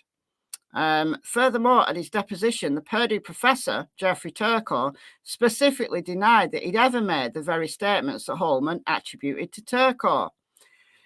Additionally, the prosecution told the defense in a September 6, 2023 email that the identity of the Purdue professor was still unknown and may not ever be found. This was untrue, as Jerry Holman had already learned of Jeffrey Turco's name weeks earlier. So Nick lied, Jerry lied. He's crazy. Make it make sense. Additionally, the defense learned that the actual Purdue report from March 1st, 2017, which also contradicted Holman's deposition, was in the possession of law enforcement since that time, but was purportedly rediscovered by law enforcement by August 2023. Prosecution finally produced said report to the defense on October 4th, 2023, and only upon request of the defense. Oh, and on that day, the shit hit the fan, didn't it? The shit hit the fan on that very day. You know, the leaked crime scene photos, that very day. Isn't that a coincidence? Isn't that just a coincidence? Jerry Holman's deposition was false concerning the findings of the Purdue professor, and therefore his testimony is evidence of law enforcement's intentionality in attempt to conceal evidence and or evidence of bad faith. 100%. That's provable. That's provable in their own words. seagull shit, yeah. The attempt of law enforcement and the prosecutor to conceal the identity of the Purdue professor is further evidence of intentionality in attempting to conceal evidence and/or evidence of bad faith. The prosecution failed to turn over one of the key pieces of evidence for nearly 9 months, and then only after the defense kept requesting the prosecution for the same. And this is the data extracted from Libby's phone. Why would they conceal that? Why would they keep that back? Why? Why? The prosecution and law enforcement had possessed that evidence for 5 years prior to Richard Allen's arrest, and therefore should have been able to provide that evidence immediately to the defense. The bulk of the discovery, you know, given that Richard Allen was only arrested in 2022, should have been ready and waiting. Should have been ready and waiting. It would only be the stuff specifically pertaining to Richard Allen that would have been, you know, needed. Everything else, all the early investigations, all the phone dumps, everything should have been there in boxes or on files or hard drives waiting. And they should just have been able to transfer it straight away. And the only bits that would be outstanding would be, you know, analysis of, you know, Richard Allen's, you know, search warrants, property, that kind of thing. Yeah, that's going to take a bit of time, maybe. But everything else, I mean, phone dumps from the victim, and one of them didn't have a phone, allegedly, but should have been done. It should have been able to give it the day that Brad and Andy took the case. It's crazy. All right. So the defense did not receive Libby's phone dump until September 8th, 2023, almost 9 months later than required under criminal rule. After the defense had a chance to review said data from the phone, it was determined that exculpatory evidence existed in the phone that did not support law enforcement's timeline. Wow. Whoa. Whoa. And supports that third-party suspects were involved in the murders. The failure of law enforcement to turn over Liberty German's phone for nearly 9 months thereby conceals exculpatory evidence the defense would have been exploring from the beginning of their representation. It's further evidence of intentionality in attempting to conceal evidence and/or evidence of bad faith. Wow. Wow. Reading fee. Oh, thank you, Emily. You're so kind. Thank you for the $5. Wow. Law enforcement concealed the Blocher report. How do we say that? Blocher? Blocker? Blocker? I don't know how we're saying it. But Blocher. I'm going to say Blocher. Until April 26, 2024. Just imagine you Nick right now. Imagine you slick Nick right now. Do you think he's regretting having the defense disqualified? Because if Nick had not had Andy and Brad disqualified in October, this would have gone to trial in January. And none of this new stuff would ever be known. All these latest set of depositions, like from May, all of this stuff that's been found out since Brad and Andy took charge of the case again when they were reinstated, would have been known at the trial. So do you think that Nick is regretting it now? Nick the prick, yeah. We say blocker. Okay, I can go with blocker. Let's go with blocker. All right. So April 26, 2024, the state of Indiana turned over a report from Steve Mullin concerning the findings of Sergeant Mitch Blocker of the Indiana State Police. Contained in the body of that report was exculpatory information concerning ping information that supports that on February 13th, 2017, the victims were not located at the same scene as they were found on February 14th. The failure of law enforcement in turning over this report for well over 1 year beyond when the prosecution was required to turn it over, and only after the defence sent a certified letter and filed a motion to compel and for sanctions demanding that the prosecutor turn over certain evidence, is further evidence of intentionality in attempting to conceal evidence and or of bad faith. Yes, absolutely. Thank you, Rachel or Rochelle. Thank you so much for the $5 Canadian. Thank you, thank you. So was the Brad Holder interview in Logansport taped over and erased also, making that second police force to conceal evidence? We don't know, because Nick, in all his slickness, is denying all knowledge of it. He's not aware of this second interview. He's not aware, and they should go and ask Logansport PD. So it's very similar to the fact he wasn't aware of the Jeffrey Turco, you know, the Purdue professor wasn't aware of that either. Said, oh, we're probably never going to know who that person was. And then, hey presto, there's the interview. Hey presto, there's the report. So we don't know.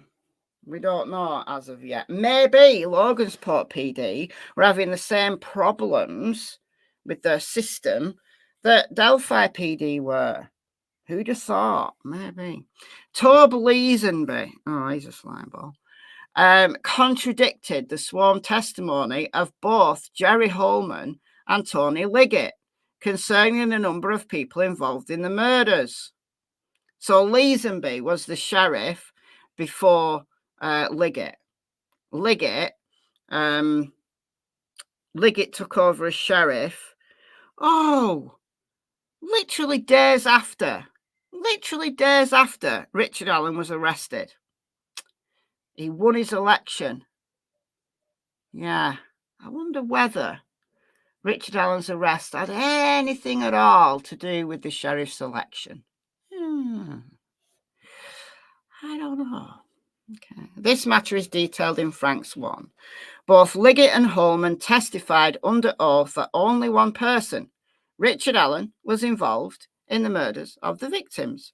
The proclamation under oath by Liggett and Holman would negate the defence's contention that evidence supports that multiple people involved in Odinism were involved in the murders. However, when Todd Click was deposed, he stated under oath that Tony Liggett actually believed that multiple people were involved in the murders.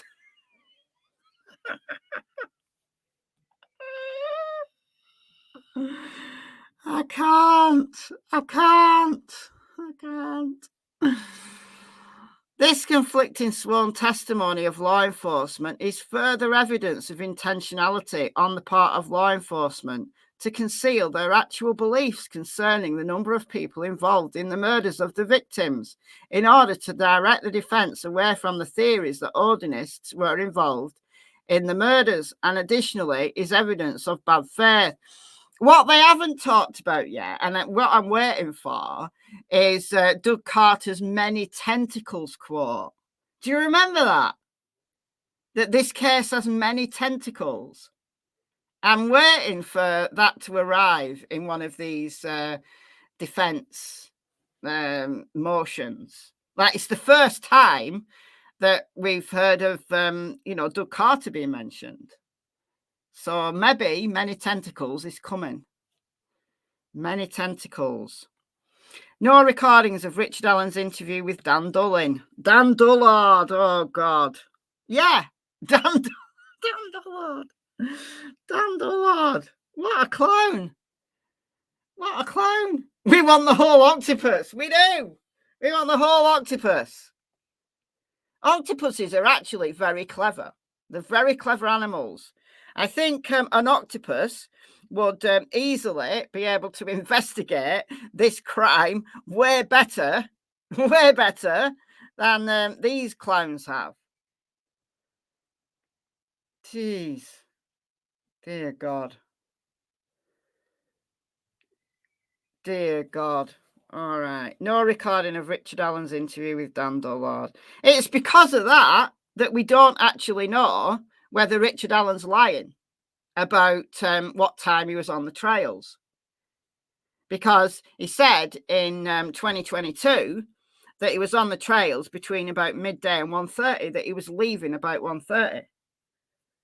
In the PCA, they say that Richard Allen told Dan Dullard that he was on the trails between 1:30 and 3:30, so the exact time that the girls were arriving there and then murdered.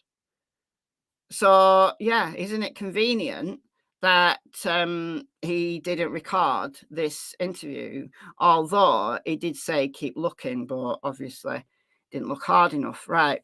In 2017, Dan Dullard stated that he knew he had audio recorded interviews when conducting interviews from Tips and Leads. So that was a depot there. So Dullard claims that he now believes he never audio recorded his interview of Richard Allen. I think I must not have audio recorded it because all the other ones that I had are in a file on my computer. And I listened to each one of them just in case they were mislabeled.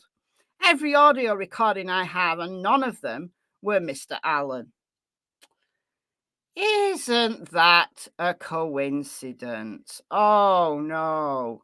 This interview is crucial, as what Dullard claims Allen told him helps establish the timeline used to secure a search warrant and to arrest Richard Allen. Because if he truly said in 2017 that he was gone by 1:30, well, that shows that he wasn't lying in 2022 and he'd gone home or gone wherever at 1:30.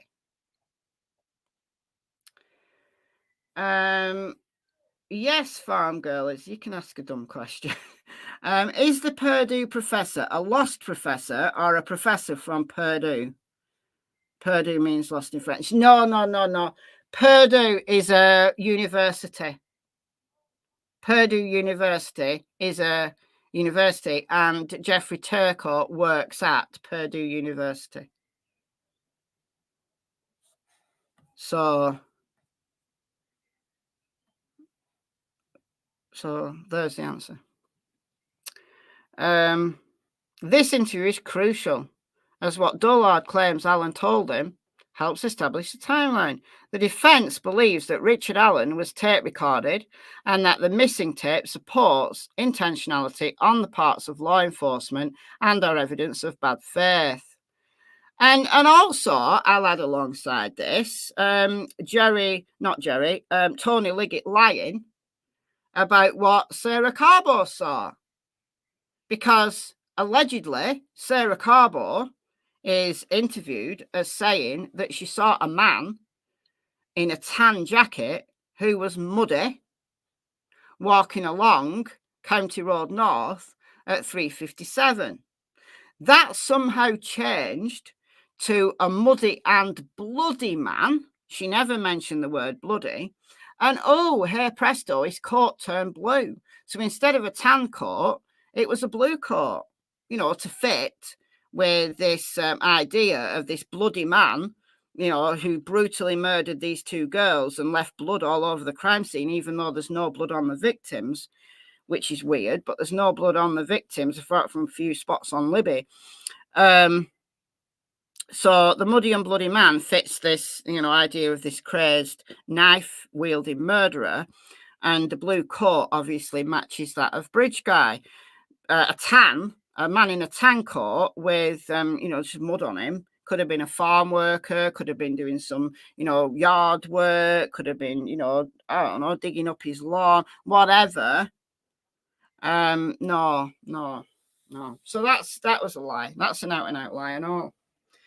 Missing mimic crime scene image. This is detailed earlier, and in Frank's one, the fact that this incredibly exculpatory piece of evidence is circumstantial, but yeah, it's uncanny, cannot be accessed and therefore is still missing, causing them to travel to Georgia to obtain said image, is evidence of intentionality on the part of law enforcement and to conceal and is in bad faith. Brad Holder is a key third-party suspect, yet Jerry Holman denied that fact. And then law enforcement failed to turn over multiple pieces of evidence that support Holder's involvement, along with other third-party suspects identified in Frank's one. Furthermore, law enforcement have claimed that Brad Holder's initial interview was taped over. Furthermore, law enforcement claim apparently that they never extracted data from Brad Holder's phone, even though they did at least 101 other forms, but not his. Even though the head honcho from Indiana State Police was talking to the head honcho from the FBI in Indianapolis about Brad Holder being a suspect, but no, didn't bother to extract his phone. Okay. Furthermore, law enforcement claim apparently that they never extracted data from Brad Holder's phone when they extracted data from Logan's phone. Furthermore, law enforcement has turned over zero evidence of Brad Holder's second interview conducted at Logansport PD. And the defence only learnt of said interview through a deposition of Brad Holder, who shot himself in the foot twice there in that depot, hasn't he? Shot himself in the foot twice. Furthermore, law enforcement claim they cannot access the mimicked crime scene photo that was on Brad Holder's social media. All of the issues of missing evidence surrounding one person, Brad Holder, and Odinism, which the prosecution is also attempting to block the defence from even mentioning at trial. Richard Allen cannot have a fair trial when exculpatory evidence that would suggest the involvement of third-party suspects is missing.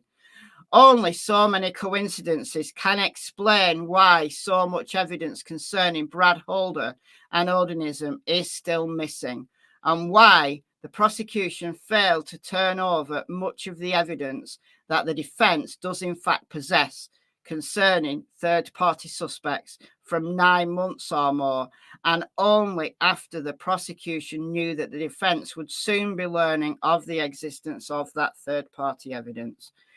The bad faith of law enforcement and prosecution has been proven through these numerous examples. It absolutely has. It absolutely has. It's overwhelming. These numerous examples of missing evidence and evidence that the prosecution failed to turn over in a timely manner. Because the missing evidence is exculpatory in nature and charges against Richard Allen should be dismissed. Even if the court finds that the missing evidence is not exculpatory, it's clearly potentially useful evidence, and the numerous examples of bad faith that you can't deny, come on, require that charges against Richard Allen be dismissed, pursuant to the law detailed in this memorandum in support of this motion, as well as the facts contained in this motion. The defence requests this court to dismiss all charges against Richard Allen. So I'm not going to read the memorandum that contains all the law, but yeah, all right. So Brad Holder, Tipton Lodge, 2017. Nicholas McClelland, Tipton Lodge, 2018. There's your answer. Has Gull squawked on this yet? No, not to my knowledge. I will check though. That only came out yesterday, so the chances of her responding to it are minuscule. Because also she can't rule on anything as of yet, because there's a motion to recuse herself. So she has to rule on that first. She can't do anything. She can't do any rulings. There was meant to be a 3-day hearing starting today on various things, but she's had to cancel it. She's had to cancel it because she needs to read 40 pages that relates to her own recusement and rule on it. She'll obviously rule that she's going to stay, even though she can't.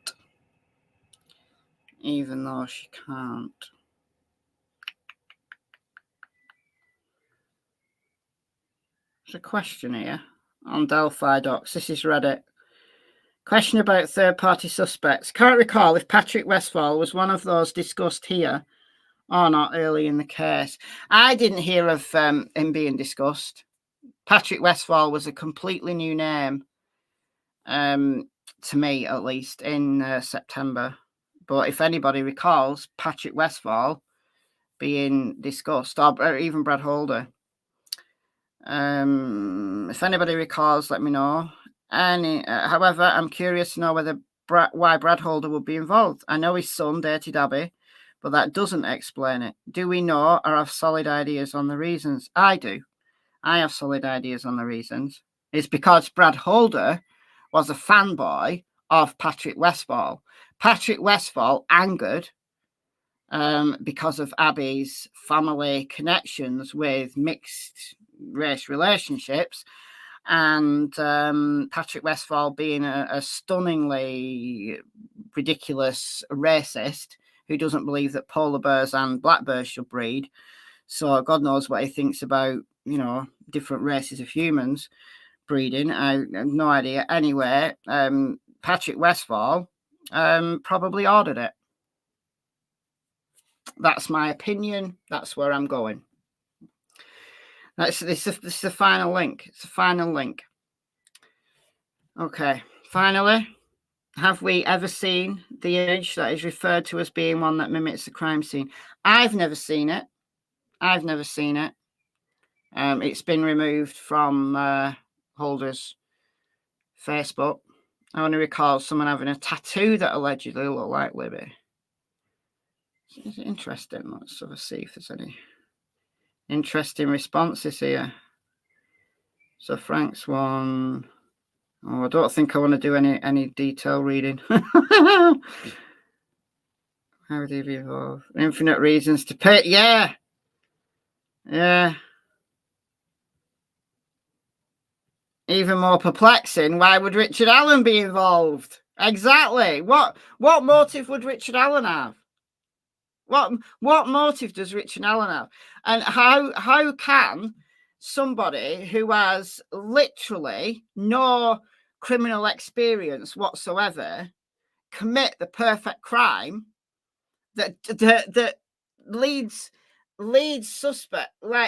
law enforcement in completely different directions, looking at Kegan Kline and this and that and the other for nearly 6 years before he finally gets arrested, leaving no DNA, leaving no fingerprints, leaving nothing but a spent round from allegedly his gun, when the crime itself didn't involve shooting anybody. I mean, how do you commit a crime like that in broad daylight? Right, remember, this is broad daylight, and walk away when people are already looking for the girls. You just literally walk past them, because he must have done, because Derek German was there, like parked at the entrance to the trails. Derek German was there by the time that Richard Allen allegedly walked on County Road North, would have walked right by Derek German and other people starting to gather to search for the girls. So nobody saw him. Nobody saw Richard Allen, even though Richard Allen has worked at CVS in a town of only 3,000 people, right? How many people in the nearly 6 years went in CVS and was served by Richard Allen? And yet none of them said, you look like Bridge Guy. You look like the dude that killed those 2 girls. Nobody called in a tip about Richard Allen. How could he be such a criminal mastermind? How? With no motivation, with no links on his phone, nothing, no links at all. How? And yet these guys, these Odinists, have got crime written all over them. but they've been protected. How does that actually work in a civilized society in 2024? How does that work?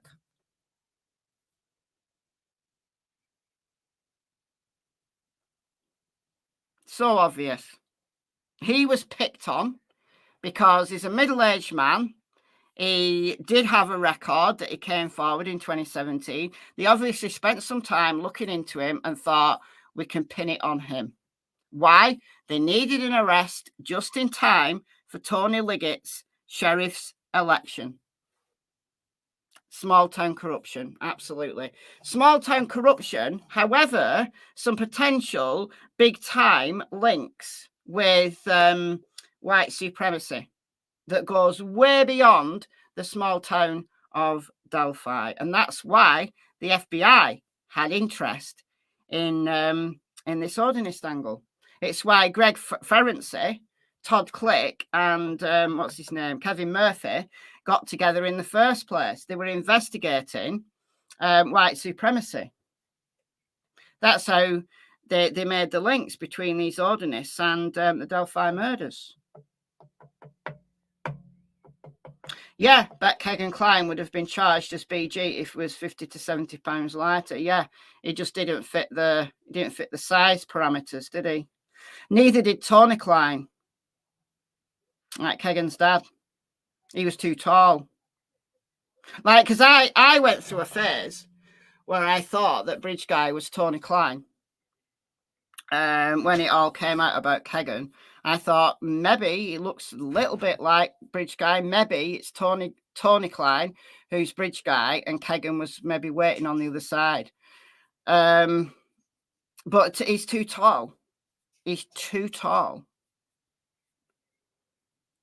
So I kind of, thought, no, it can't be him.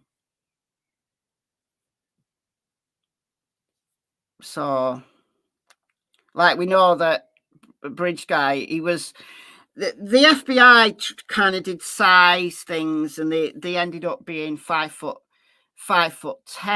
and then it was 5'8", then it was 5'6", and then they just removed the size completely. But the girls that supposedly saw Richard Allen, bear in mind, Richard Allen is either 5'4" or 5'5", depending on, which booking information you read. But one of the girls said that one of the girls who saw him, like allegedly saw Richard Allen, said that she came up to his shoulders. So how tall was she? So she had to be, if he's 5'5", let's say, up to his shoulders, she can't have been higher than 5 foot, can she? But no, allegedly, this girl said, allegedly, is 5'7". So there we go, Georgia. Thank you. Definitely too short. None of the witnesses, like a 5'5" man is unusually small for a man, isn't it? So you'd say he was a really short guy. You'd say he was a really short guy, shorter than me, you'd say. 5'7" girl came to shoulders. Definitely not Richard. No, if she's 5'7" and she came up to his shoulders, then he's got to be 5'10", 5'11", 5'12". Like, he's got to be taller, hasn't he? Got to be taller. Yes, Richard Allen's only either 5'4" or 5'5", depending on which booking information you look at. And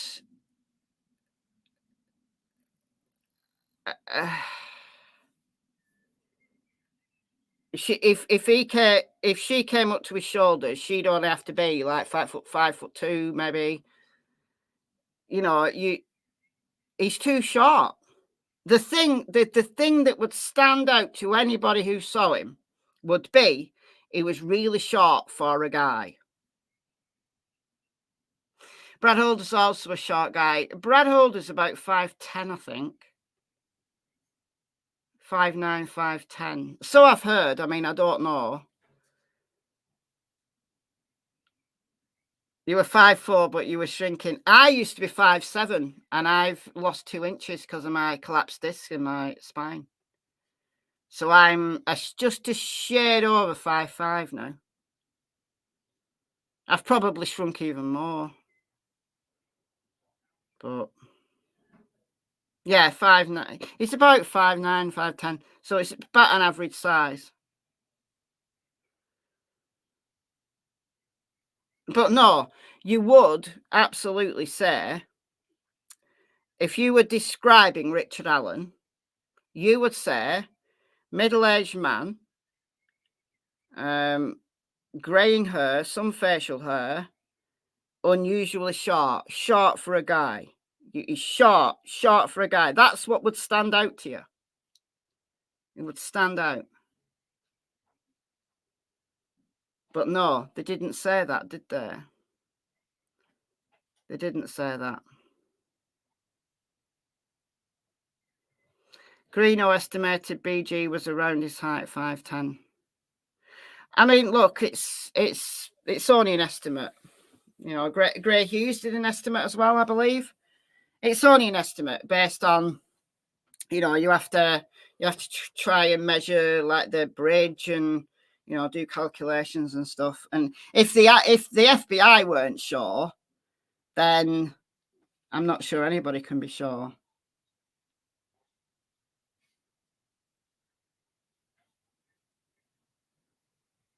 Richard wore baseball caps a lot, not the kind of cap the bridge guy was wearing. I mean, you don't know. He could have had a whole variety of hats. I mean, I've got a variety of different kinds of hats. But